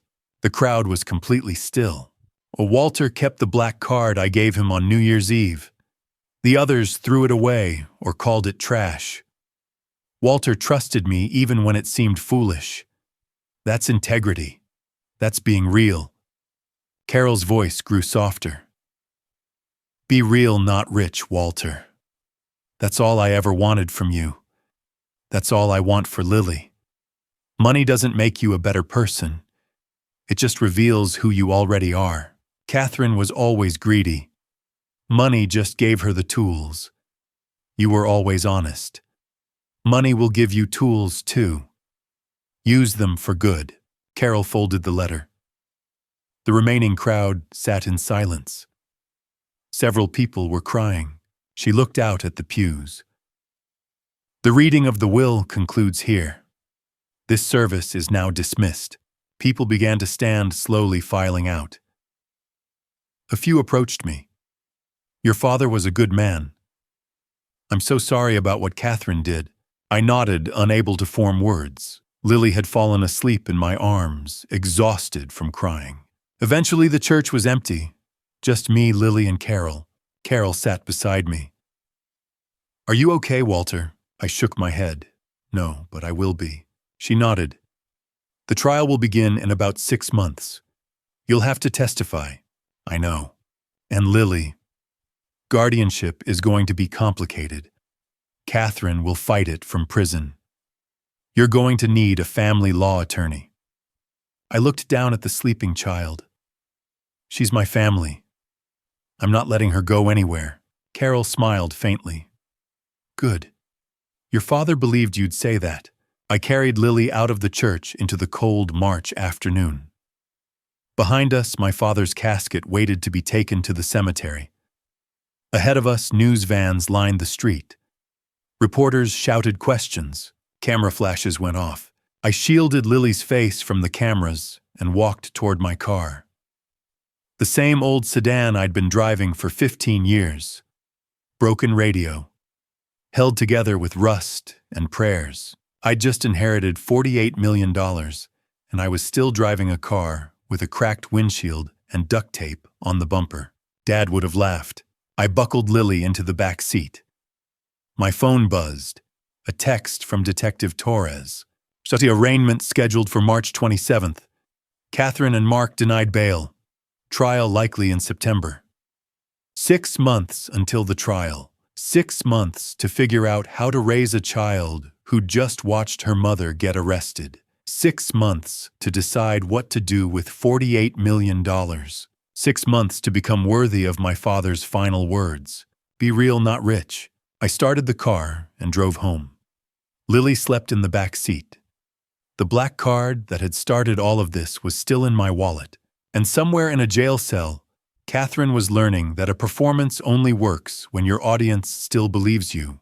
6 months after the funeral, I sat in a courtroom and watched my daughter's defense attorney try to convince 12 strangers that I was a liar, that my father was senile, and that Catherine was the victim. He almost succeeded. The trial lasted 3 days. It felt like 3 years. Prosecutor Helen Marks stood in front of the jury and laid it out plainly. This case is about choices. Catherine Cooper chose to steal $600,000 from her father over 5 years. She chose to stand by while her grandmother suffered and died. She chose to push her father down a flight of stairs to get money for a party. These weren't accidents. These weren't misunderstandings. These were calculated decisions made by someone who valued money more than family. She displayed a timeline chart on the screen behind her. The embezzlement, 2019 to 2024. The grandmother's death, December 2022. The assault, November 2023. You will see bank records, security camera footage, text messages, and medical reports. And you will see a pattern. Every single time Catherine was faced with a choice between family and money, she chose money. The jury leaned forward, attentive. Catherine sat at the defendant's table, sobbing quietly into a tissue. It was a performance. I'd seen her do it 100 times. Then it was the defense's turn. Richard Morrison. Catherine's attorney was good. Too good. He pointed directly at me. This case is a family tragedy that's been twisted into a criminal prosecution by a bitter son who manipulated his dying father. He let that sit for a moment. Walter Thornhill was angry. Angry that his life didn't turn out the way he wanted. Angry that his daughter succeeded while he struggled. So he convinced a sick elderly man that Catherine was stealing, that she was hurting people, that she didn't deserve anything. Morrison paced in front of the jury. George Thornhill was 84 years old. He was dying. He was highly suggestible, and Walter took advantage of that. Catherine nodded, tears streaming down her face. I felt sick. It was a good strategy. Plant doubt. Make me the villain. The prosecution called its witnesses on the first day. Dr. Alan Foster, the forensic accountant, explained the embezzlement in methodical detail. 60 months of transfers, $600,000. Not a single cent reached me. Carol Winters testified about the black card, the $10 million account, and the psychiatric evaluation that confirmed my father's mental capacity in August. Mrs. Ellen Laura testified that she'd heard my mother calling for help at 6:45 p.m. and had seen Catherine's car in the driveway well before the time Catherine claimed to have arrived. The defense cross-examined each one, trying to poke holes, trying to offer innocent explanations. But the witnesses held firm. The evidence was too clear. On the second day, I took the stand. Helen Marks asked me to describe Thanksgiving 2023. I told the story. Catherine's invitation, the dinner, the request to help carry boxes upstairs, the two hands on my back, the hard shove, waking up at the bottom of the stairs with blood on my face. Helen displayed the text message on the screen. Done. He fell. Calling 911 now. The defense attorney's cross-examination was brutal. You're 59 years old. You were on a steep staircase. Couldn't you have simply fallen? I fumbled. I looked exhausted. I felt exhausted. Then Catherine took the stand. She was composed. Her tears were ready. Her voice was steady. I loved him, Catherine said. He was like a second father to me. When my parents divorced and my dad was struggling, Grandpa helped both of us. He sent money through me because Dad was too proud to accept help directly. She described Thanksgiving. Dad fell. It was horrible. I was devastated. The text I sent Mark saying done just meant we were done with dinner and cleaning up. It's been taken completely out of context. Helen Marks stood for cross-examination. You texted your husband done. He fell. Calling 911 now at 2:43 p.m. You didn't call 911 until 2:51 p.m. Why the 8-minute delay? Catherine hesitated. I was in shock. You also texted got the $15,000. Party covered. What party were you referring to? Your New Year's Eve party cost $75,000. Your father received emergency money from his father after the fall, and you used that money to pay for the party, didn't you? Catherine's composure cracked. Her voice rose shrill and desperate. I was just trying to keep up appearances. Everyone expected me to be successful. It's all my father's fault for not being there, for not providing, for not being the father I needed. The courtroom went silent. The jury shifted uncomfortably. She just revealed exactly what the prosecution had been saying all along. The jury deliberated for 4 hours. When they returned, the verdict was clear. Guilty on all counts. Catherine screamed and collapsed. Sentencing came a week later. Catherine Cooper, 8 to 12 years in state prison. Mark Cooper, 4 to 6 years. Catherine screamed at me as the officers led her away. All your fault, you did this to me. I sat in silence, numb. Lily squeezed my hand. It's over, right? I looked down at her. The trial's over, sweetheart. But healing takes a lot longer. I moved into Dad's house in October. Not because I wanted to live in an $8 million estate, but because Lily needed stability, and my attic apartment only had 1 bedroom. It's funny how $50 million feels less real than a 9-year-old who needs her own space. We moved in just before Halloween. The Victorian house was too big, too quiet, too full of echoes. Lily chose the guest bedroom, the same room she'd stayed in before. I kept Dad's study exactly as he'd left it. His books lined the shelves. Margaret's portrait hung on the wall. The black card sat in a frame on the desk, a reminder of where all of this started. Lily stood in the doorway of the study. "It's like Great-Grandpa George is still here." "In a way," I said, "he is." Mrs. Laura, the neighbor who'd testified at the trial, brought over a pot of stew the day we moved in. "Your father would be so proud of you, Walter." I thanked her, but I wasn't sure I believed it. I was uncomfortable with the wealth, uncomfortable with the house. But Lily needed space. She needed stability. And for the first time in her life, I could provide it. She continued therapy twice a week with Dr. Rebecca Hayes. Slowly, carefully, she was healing. In November, I met with Carol Winters and a nonprofit attorney to establish the George Thornhill Foundation. The mission was clear: support victims of elder fraud, family exploitation, and financial abuse. The initial endowment was $40 million. I kept $8 million for living expenses and Lily's future. The rest went into the foundation. We created 4 programs. Thornhill House, a 50-unit assisted living facility for low-income seniors. The Legal Aid Fund, free legal representation for victims of fraud. The Margaret Thornhill Memorial Scholarship Fund, 400 scholarships for students from low-income families. The George Thornhill Veterans Housing Project, 30 units of supportive housing for disabled veterans. We hired staff. We rented an office downtown. We designed a logo, a tree with deep, strong roots, a symbol of something real, something lasting.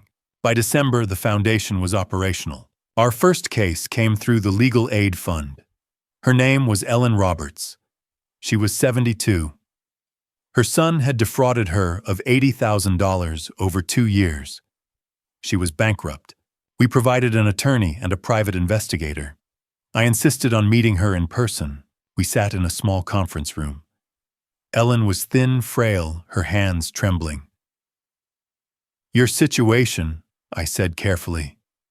"I understand it more than you might think." She looked at me with tired eyes. "Your story was in the papers. I'm so sorry about what your daughter did. Within 6 weeks, we'd recovered $60,000. Ellen cried when I told her. She hugged me. "You gave me my life back." And in that moment, I understood. This was the purpose of the money. Not luxury. Not status. It was about giving people back what had been stolen from them. Lily was curious about the foundation. She asked questions. What did we do? Who did we help? I brought her to the office one afternoon. She wandered through the small space, looking at files, photos on the wall, staff working. "You help people who got hurt like you did?" she asked. "Yes," I said. "Just like Great-Grandpa George always wanted." She asked if she could help. So we gave her small tasks. She sorted donation letters. She colored welcome cards for victims. The staff loved her. One day, she read a thank you letter from a family we'd helped. They said, "Thank you for believing us." She looked up at me. "Mom hurt people, but we're helping people. That's better, right?" "Yes, sweetheart," I said. "That's a lot better." Thanksgiving came. It had been exactly 1 year since Catherine pushed me down the stairs. Lily and I sat at the dining room table and ate a small, quiet dinner. "Last Thanksgiving was terrible," Lily said. "Yes," I agreed. "But look at this Thanksgiving. We're together. We're safe. We're helping people." Lily was quiet. Then she asked, "Do you miss Mom?" I chose my words carefully. "I miss who I thought she was. I don't miss who she really is." "Me too," Lily said. After dinner, Lily asked if we could visit Great-Grandpa George's grave. We drove to the cemetery in the cold just before sunset. Lily placed flowers on the headstone. "We're doing good things with your money, Great-Grandpa," she said. "Just like you wanted." I stood behind her, my hand on her shoulder. He knows, sweetheart. By the end of December, the foundation had been operational for 3 months. 27 families had received legal aid. We'd recovered $1.8 million. 400 scholarships had been awarded. Thornhill House was 40% complete. The media picked up the story. Interview requests poured in. I declined most. "This isn't about me," I told reporters. "It's about preventing what happened to me from happening to anyone else." Christmas Eve arrived. Lily and I decorated a small tree. Last Christmas, Lily said, was Mom's party. "Feels like a lifetime ago," I said. Christmas morning, we exchanged small gifts. Lily gave me a drawing she'd made in art therapy. A family tree. George at the top. Margaret beside him. Me below. Lily at the bottom. And next to us, a building, the foundation with roots spreading deep. "We're still a family," she said. "Even if it's just the two of us." I felt tears welling up. We're exactly the family we need to be. My phone rang. It was Carol Winters. "Merry Christmas, Walter," she said. "I have news. Catherine's parental rights hearing has been scheduled for February. She's going to fight for custody from prison." My heart tightened. Lily was watching me. "What's wrong?" she asked. "Nothing we can't handle, sweetheart," I said, but I knew the truth. Catherine hadn't stopped. She was never going to stop. New Year's Eve. 2024 arrived. It was exactly 1 year since Dad had given me the black card at Catherine's party. I stood in the same borrowed suit and looked out the window. Fireworks began exploding in the distance. Lily was asleep upstairs. The foundation was operational. 27 families had been helped. Catherine was in prison. 1 year. My entire life had shattered and rebuilt itself into something I didn't recognize, but was starting to understand. The doorbell rang, late, unexpected. I opened the door. Patricia stood there. My sister. The woman who'd been escorted out of Dad's funeral. The woman who'd screamed about contesting the will. She was crying. "I need to talk to you about Catherine," she said. "And about Lily. And about what I've done." I almost slammed the door. But something in her face, a real pain, not a performance, made me hesitate. "5 minutes," I said. She nodded and stepped inside. Behind her, fireworks exploded across the sky. The new year was beginning. And it seemed like another complication was beginning with it. Patricia's visit on New Year's Eve lasted 3 hours. She confessed everything she knew, everything she'd ignored, every time she'd chosen comfort over conscience. It didn't change what she'd done, but it changed what happened next. She sat at the kitchen table, hands wrapped around a mug of coffee, crying quietly. "I knew Catherine was taking your money. I didn't know how much, but I knew. She was buying things she couldn't afford on a financial planner's salary." I listened. I didn't interrupt. When Mom died, I suspected something was wrong. Catherine's timeline didn't match what Mrs. Laura told the family, but I didn't want to believe it. I didn't want the scandal. She paused, wiping her eyes. "And when you fell on Thanksgiving, Catherine told me you were clumsy, that you'd tripped." I believed her because it was easier. I sat across from her, arms folded, silent. "I'm not asking for forgiveness," Patricia said. I'm sorry.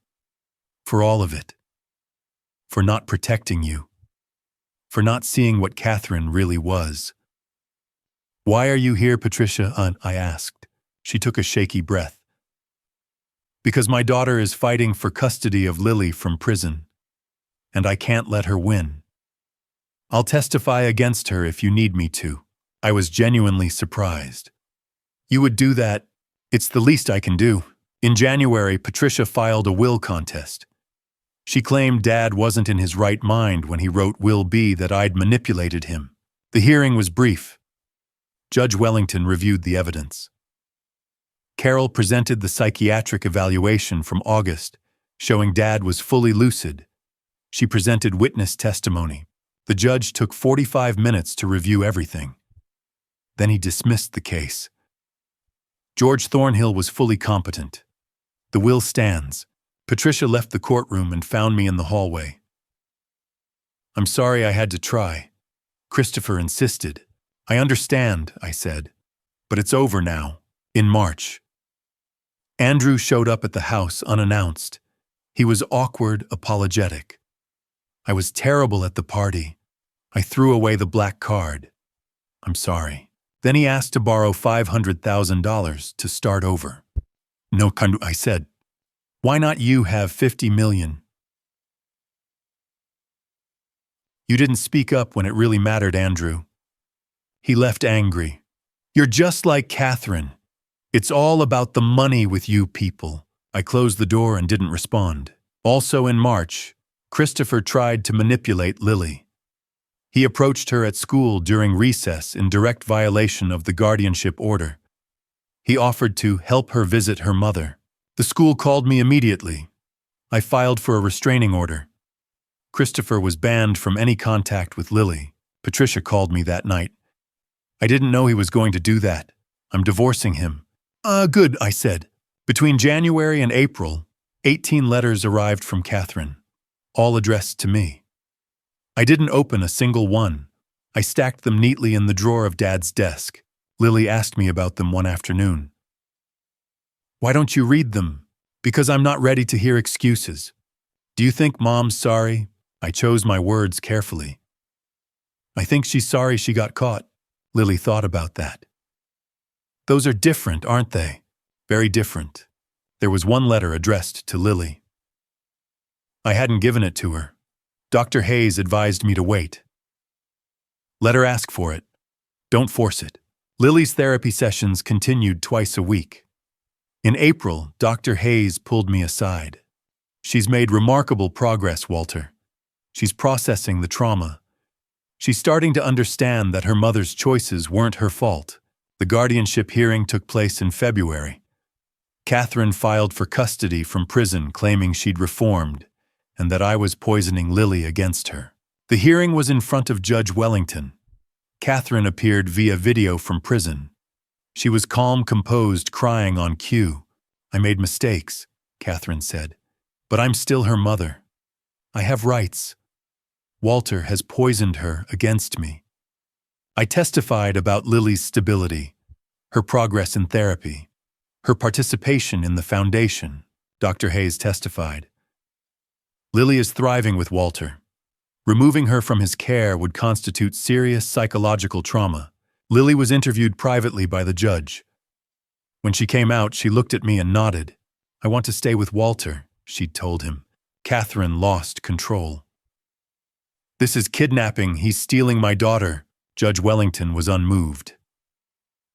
"Ms. Cooper, you committed serious crimes against your own family. Your parental rights are suspended indefinitely. Walter Thornhill is granted permanent guardianship."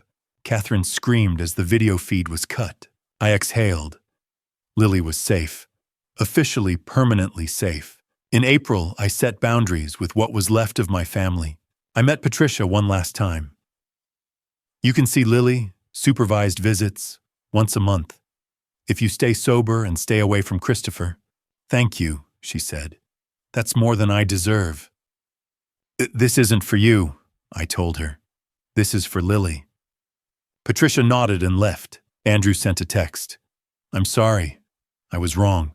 I didn't reply. I blocked the number. Christopher's lawyer sent a threatening letter.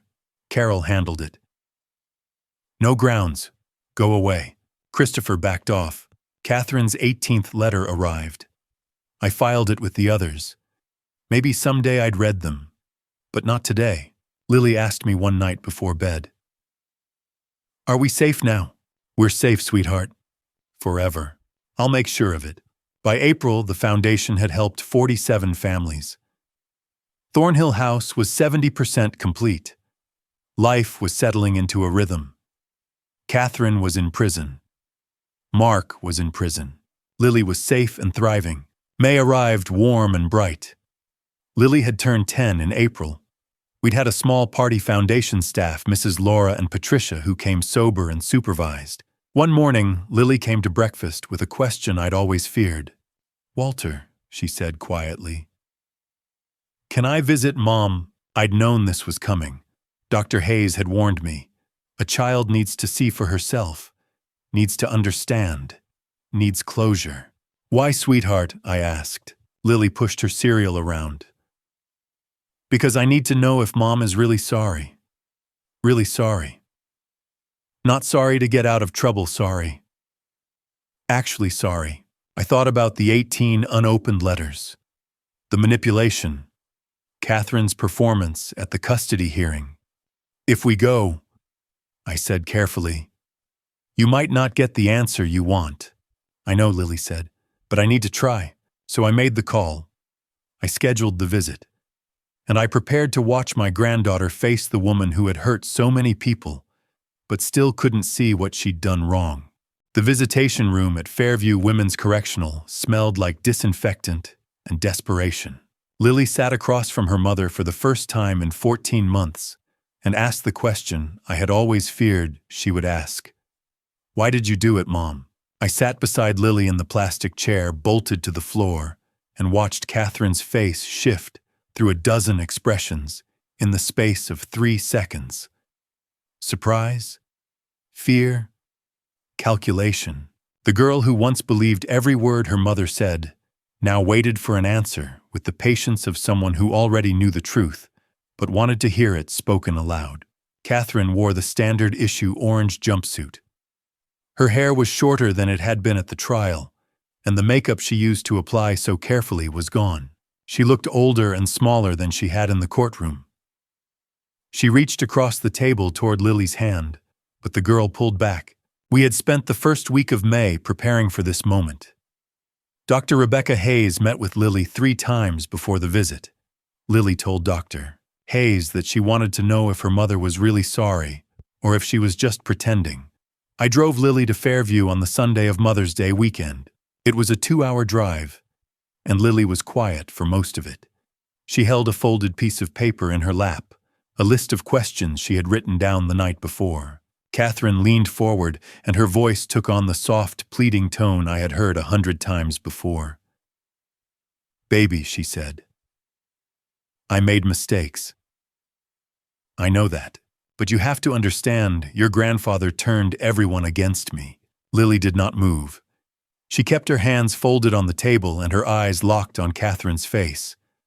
"The prosecutor said you stole $600,000, Lily said. "The medical examiner said you let great-grandma Margaret die when you could have saved her. Did great-grandpa George make all that up?" Catherine's expression flickered. "The money was for you. I was trying to make sure you had a good life. And your great-grandmother, she was already dying. There was nothing I could have done." Lily shook her head.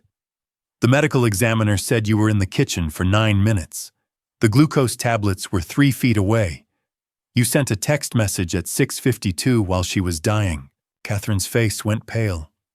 "Where did you hear that?" Lily held up the piece of paper. "I read the trial transcript. Grandpa Walter gave me a copy."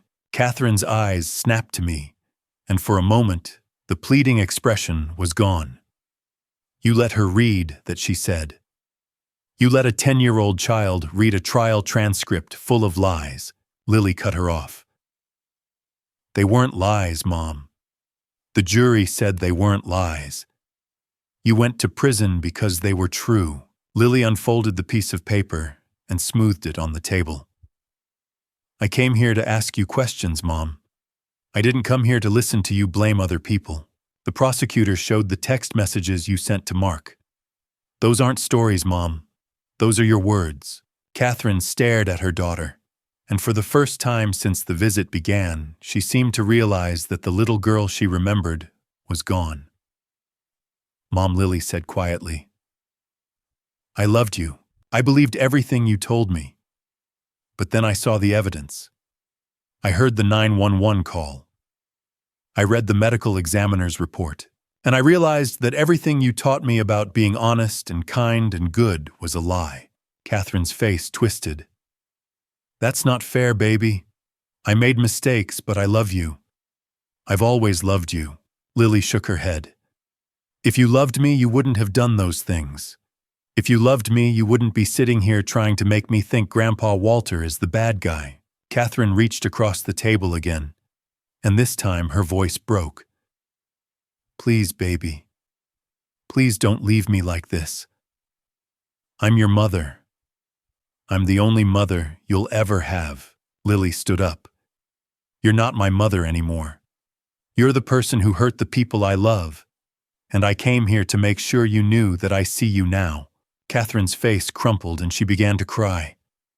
Baby, please, please don't do this. Lily turned and walked toward the door. I followed.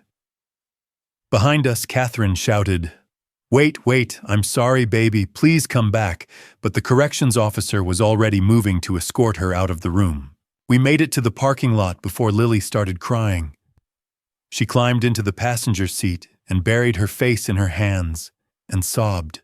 After a long time, she looked up, and her face was red and streaked with tears. She didn't answer any of my questions, Lily said. She just blamed you and made excuses. Lily wiped her eyes with the back of her hand. I don't want to see her again. Not for a long time. Maybe not ever. You don't have to, I said. That's your choice, not hers, not mine, yours. Thanksgiving arrived 2 years after Dad gave me the black card. We hosted dinner at the house for 20 people. After dessert, the mail arrived. It was a large brown envelope postmarked from Fairview Women's Correctional. Inside were 2 letters. One was addressed to Lily. One was addressed to me. Both were 16 pages long. Lily saw the return address, and her face went still. Do you want to read it? I asked. She shook her head. Not today. Maybe not ever. I set the letters on the kitchen counter, and we returned to the table. The letters sat unopened on the counter. They would stay that way for months. The letter sat on Dad's desk for 3 days before I opened it. 16 pages. Catherine's handwriting rushed and desperate. I read the first page and almost stopped. I forced myself to read it all. By page 16, I understood why forgiveness and reconciliation are not the same thing. Thanksgiving night was quiet after the guests left. Lily had gone to bed at 9, and the house settled into the kind of stillness that only comes after a day full of people and noise and laughter. I stood in Dad's study at 11 o'clock with a glass of whiskey in my hand and looked at the black card framed on the wall above the desk. Dad's portrait hung beside it. Both seemed to be watching me. 18 letters sat in the bottom drawer of the desk. One for every month since the trial. January through October. I had not opened any of them. This new letter dated November 20th, 2025, made 19. 16 pages. The envelope was thick, and the paper inside felt cheap, the kind prisons issue to inmates who write too much and say too little. I poured the whiskey, sat down, opened the envelope. My hands were steady. Catherine's handwriting sprawled across the pages in tight, uneven lines that ran to the very edge of the margins, as if she had been afraid of running out of space. Dear Dad, it began. I took a breath and started reading. The first 3 pages were self-pity. Prison was hard, cold, lonely. She described the conditions, the food, the cellmates, the guards who treated her like a criminal instead of a victim of circumstance. She wrote about lying awake at night on a thin mattress and listening to women cry and wondering how her life had come to this. I'm suffering every day, she wrote. You have no idea what it's like. My chest tightened as I read. Not because I felt sorry for her, but because every word focused on her pain and none of it acknowledged the pain she had caused. Not once did she mention Mom lying on the kitchen floor calling for help. Not once did she mention the $600,000 she had stolen while I worked 60-hour weeks and overdrew my checking account to buy groceries. Not once did she mention Lily screaming as the police led her out of the church in handcuffs. Pages 4 through 8 were justifications. She had only been trying to help me. I was too proud to accept money, so she had taken it upon herself to manage Dad's generosity. George was controlling and manipulative, and he had turned everyone against her. She had made mistakes in managing the money, but she hadn't stolen anything. It was all a misunderstanding. Mom's death was tragic, but she had done everything she could. I fell down the stairs on my own. It was an accident. The text messages were taken out of context. Anger rose in my throat as I turned the pages. She was rewriting history. Every sentence deflected responsibility. Every paragraph found someone else to blame. I thought about the jury, 12 people who had listened to 3 days of testimony and reviewed hundreds of pages of evidence and come back with a unanimous verdict in less than 2 hours. Guilty on all counts.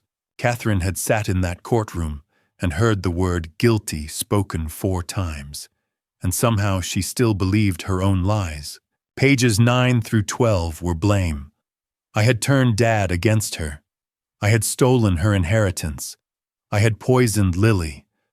I was the reason she was in prison. If I had just supported her, instead of siding with Dad, none of this would have happened. If I had been a better father, she wouldn't have needed to take the money. If I had stood up for her at the trial, the jury would have seen the truth. Sadness replaced anger. 2 years.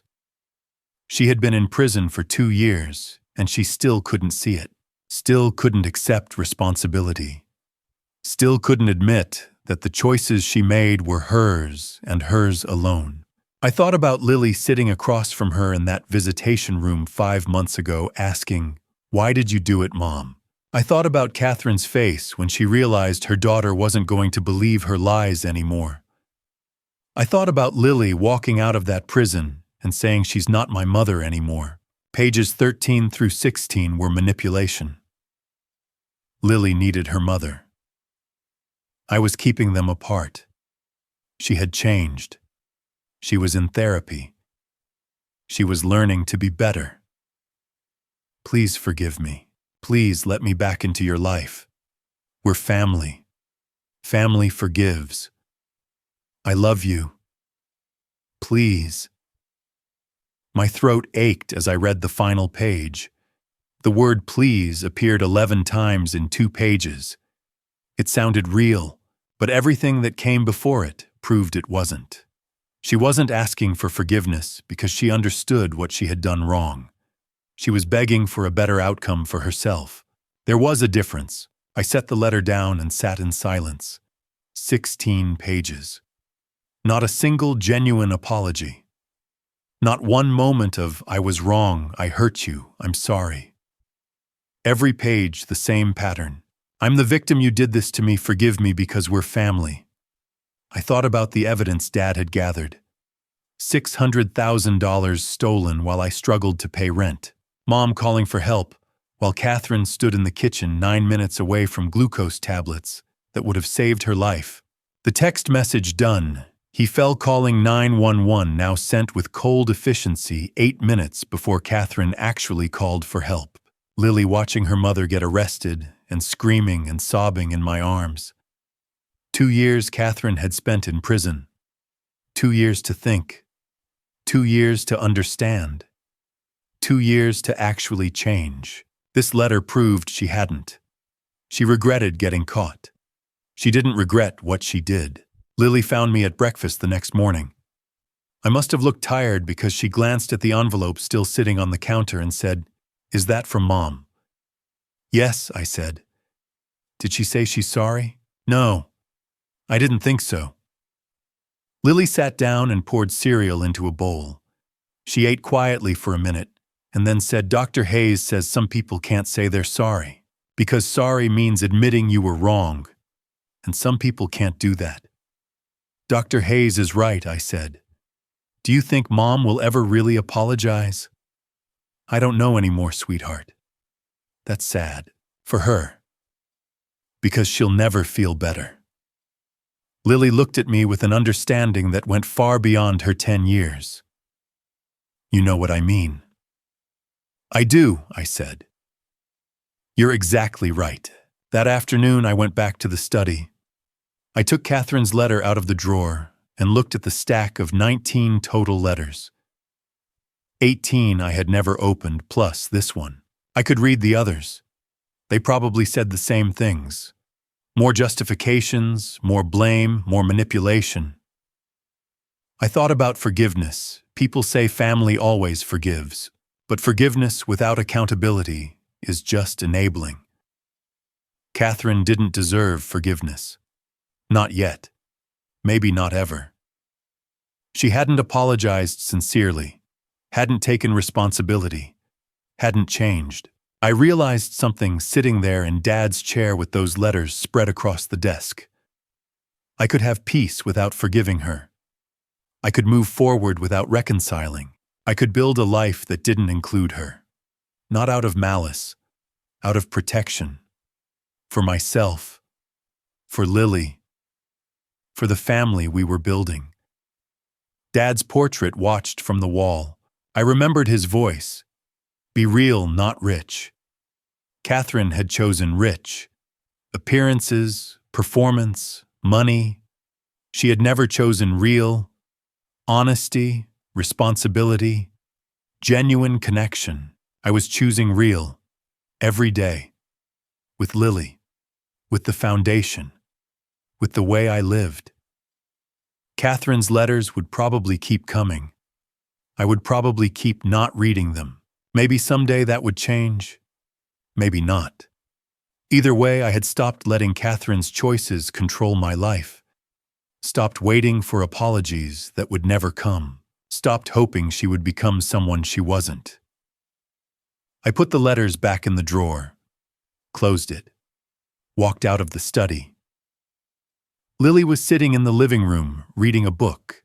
Want to go to the foundation, I asked. Yes, she said. She jumped up and grabbed her coat. We left the house together. The letters lay in the drawer, unanswered. And that was okay.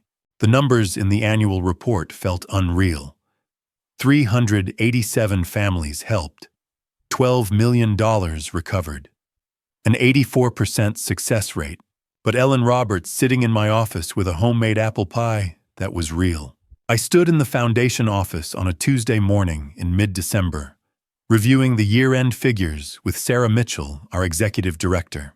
Sarah had joined us 6 months after we opened and had transformed the foundation from a well-intentioned experiment into a machine that changed lives. She pointed to the spreadsheet on my desk and smiled. You should be proud, she said. This is Dad's legacy, I said. I'm just maintaining it. You're building it. There's a difference. The numbers told a story I still struggled to believe. 387 families had come to us for help recovering money stolen by relatives or caregivers. We had recovered $12 million through legal action asset seizure and negotiated settlements. Our success rate was 84%, far higher than the national average for financial elder abuse cases.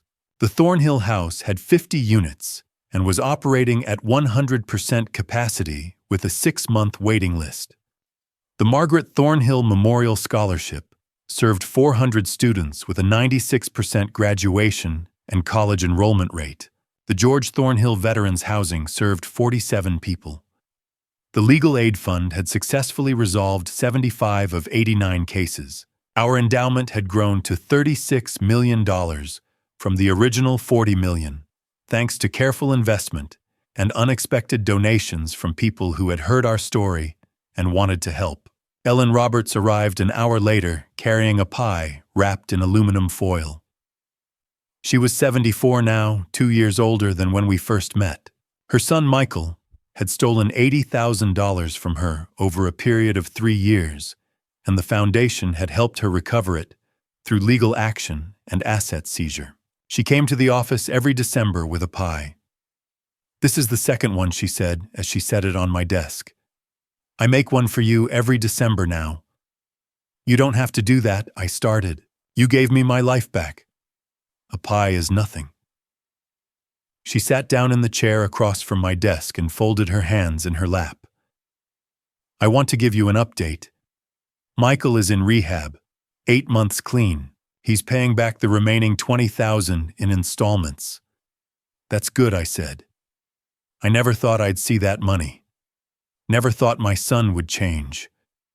Your foundation didn't just help me. It helped him too. He had to face what he did, face consequences. That's when he started getting sober. Ellen smiled. Justice helps everyone, doesn't it? Even the people who did wrong. I thought about Catherine sitting in prison writing 16-page letters that never acknowledged what she had done.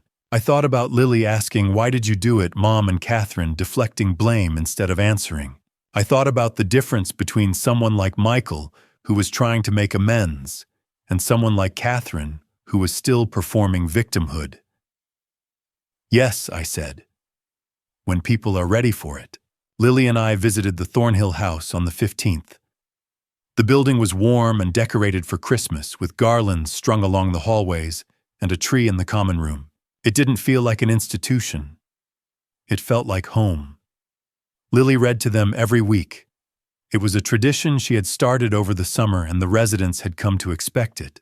Today, she sat in the common room with a book of Christmas stories, and 10 residents gathered around her in a semicircle. They called her our Lily, Mrs. Martinez leaned over to me while Lily read and whispered, "Your grandfather would be so proud." "I think he is," Lily said, without looking up from the book. "I can feel it." I watched my granddaughter read with natural compassion and no trace of performance.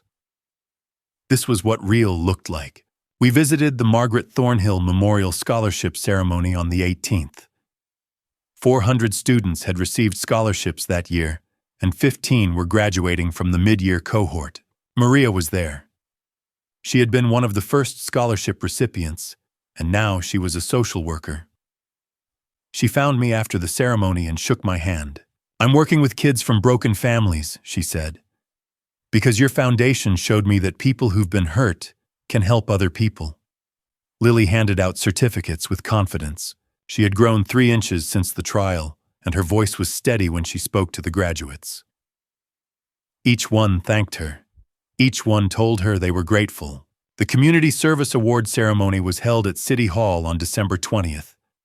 The mayor presented me with a plaque in front of a room full of people and cameras. "The Thornhill Foundation has transformed our community," the mayor said. 387 families helped. $12 million recovered. Lives rebuilt. The applause was loud, and I stood on the stage feeling uncomfortable with the attention. I gave a short speech. "This isn't about me. It's about my father, George Thornhill, who taught me that your value isn't in what you have, but in what you do. And it's about every person who chose to rebuild their life after betrayal. You are the real heroes." Lily sat in the front row, glowing with pride. Christmas morning arrived quiet and bright. Lily and I sat beside the tree in Dad's house, our house. The gifts were small and nothing was extravagant. Lily handed me a wrapped package and I opened it carefully. Inside was a drawing she had made. The foundation building with roots stretching deep and branches spreading wide. At the base of the tree were 4 names: Margaret, George, Walter, Lily. "We're a tree," she said. "Great-Grandpa George and Great-Grandma Margaret are the roots. You and me are the trunk, and all the people we help are the branches." I hung the drawing in Dad's study next to his portrait and the framed black card. That afternoon, while planning for New Year's Eve, Lily asked, "Can I say something at midnight?" "Of course," I said. "What do you want to say?" She smiled. "I want to tell everyone what Great-Grandpa George taught us. About being real." The guest list sat on the table. 30 names, foundation staff, beneficiaries, Mrs. Laura, Dr. Hayes, Carol, Detective Torres, people who had been part of this journey, people who understood what real meant. No strangers, no performance, no pretending. Just family. The kind you choose, the kind that chooses you back. 2 years since the black card test. 2 years since Catherine called it trash. 2 years since everything broke apart and rebuilt itself into something better. New Year's Eve 2025. It was time to close the loop. 2 years ago, I stood in Catherine's mansion, surrounded by 200 strangers, and pocketed a black card that everyone called trash. Tonight, I stood in my own home, surrounded by 30 people who had become family and understood exactly what that card meant. The guests began arriving at 8 o'clock. The contrast with Catherine's party struck me as soon as the first person walked through the door. That night, there had been champagne towers and hired servers, and 200 people performing wealth. Tonight there was potluck and handmade decorations, and 30 people who had chosen to be here because they cared. Lily had spent the afternoon hanging paper snowflakes she and the Thornhill House residents had made together. The dining table held casseroles and pies and dishes people had brought from their own kitchens. No catering, no show. Just food made with care and shared with love. I wore the same borrowed suit from 2 years ago. It still fit. It was still old. It was still me. Lily wore a simple blue dress and moved through the house, making sure everyone felt welcome. Mrs. Laura arrived first, carrying a tray of homemade bao. Patricia came last, carrying flowers, and stayed near the back of the room. Dr. Hayes brought sparkling cider for Lily. The atmosphere was warm and genuine and comfortable, in a way Catherine's party never could have been. At 9 o'clock, everyone gathered in the living room, and I asked them to sit. "Dad loved stories," I said. "Let's share some." Ellen Roberts spoke first. 2 years ago, my son stole $80,000 from me. I had nothing left. This foundation provided legal help, recovered $60,000, and helped my son face what he'd done. He's in rehab now. Walter, you gave me more than money. You gave me my family back. James Murphy went next. I was homeless, disabled. The veterans' housing gave me a roof, but more than that, it gave me purpose. Now I help other veterans. That's Mr. George's legacy. Maria spoke third. I couldn't afford college. The scholarship made it possible.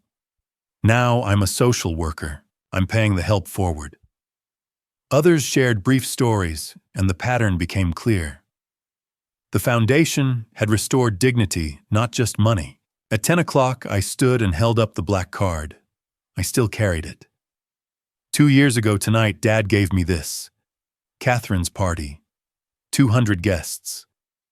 Dad handed out 5 cards.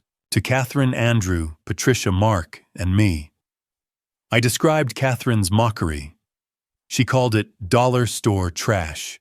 She said it embarrassed her. Andrew threw his away. Patricia and Mark dismissed theirs. I kept mine. I didn't know why. I just trusted Dad. I described the bank verification on January 2nd. $10 million. I described the investigation, embezzlement, Grandma's death, the assault. I described the funeral confrontation, public exposure, arrests.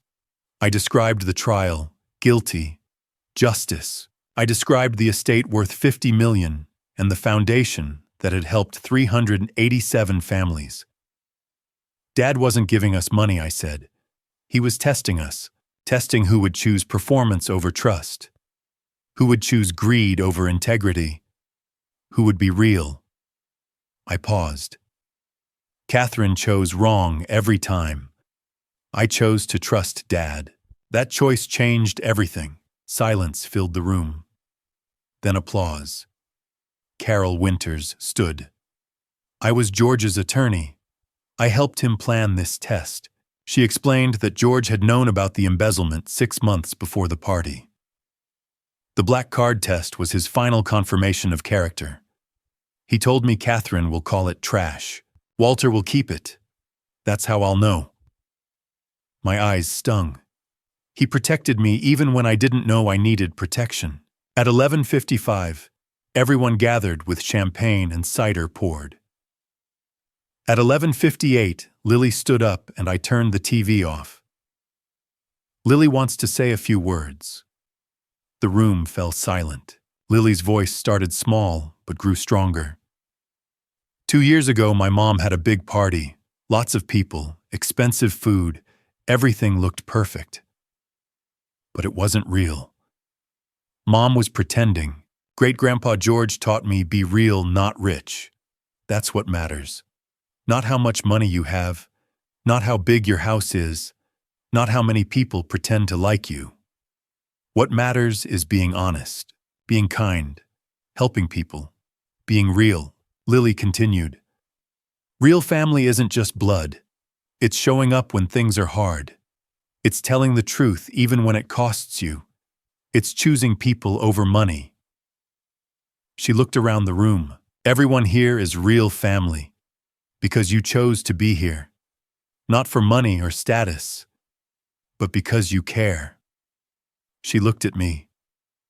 Grandpa Walter kept the black card when everyone said it was trash. He chose to trust Great-grandpa George. He chose to be real. And because of that, 387 families got help. Hundreds of students got scholarships. Veterans got homes. People got justice. Her voice grew strong. That's what being real means. Using what you have to help other people. Not to impress. Not to look good. But to actually make things better. So at midnight, when we say Happy New Year, let's remember, be real, not rich. That's Great-grandpa George's gift. That's what we're celebrating. The countdown began. 10, 9, 8. 0 arrived with cheers and hugs and Happy New Year ringing through the house. I hugged Lily. Great-grandpa George would be so proud of you. I know. I can feel him here. Patricia approached Lily hesitantly. That was a beautiful speech. Thank you, Aunt Patricia. It was the first time Lily had called her aunt in 2 years. Patricia cried and hugged Lily gently. Ellen raised her glass.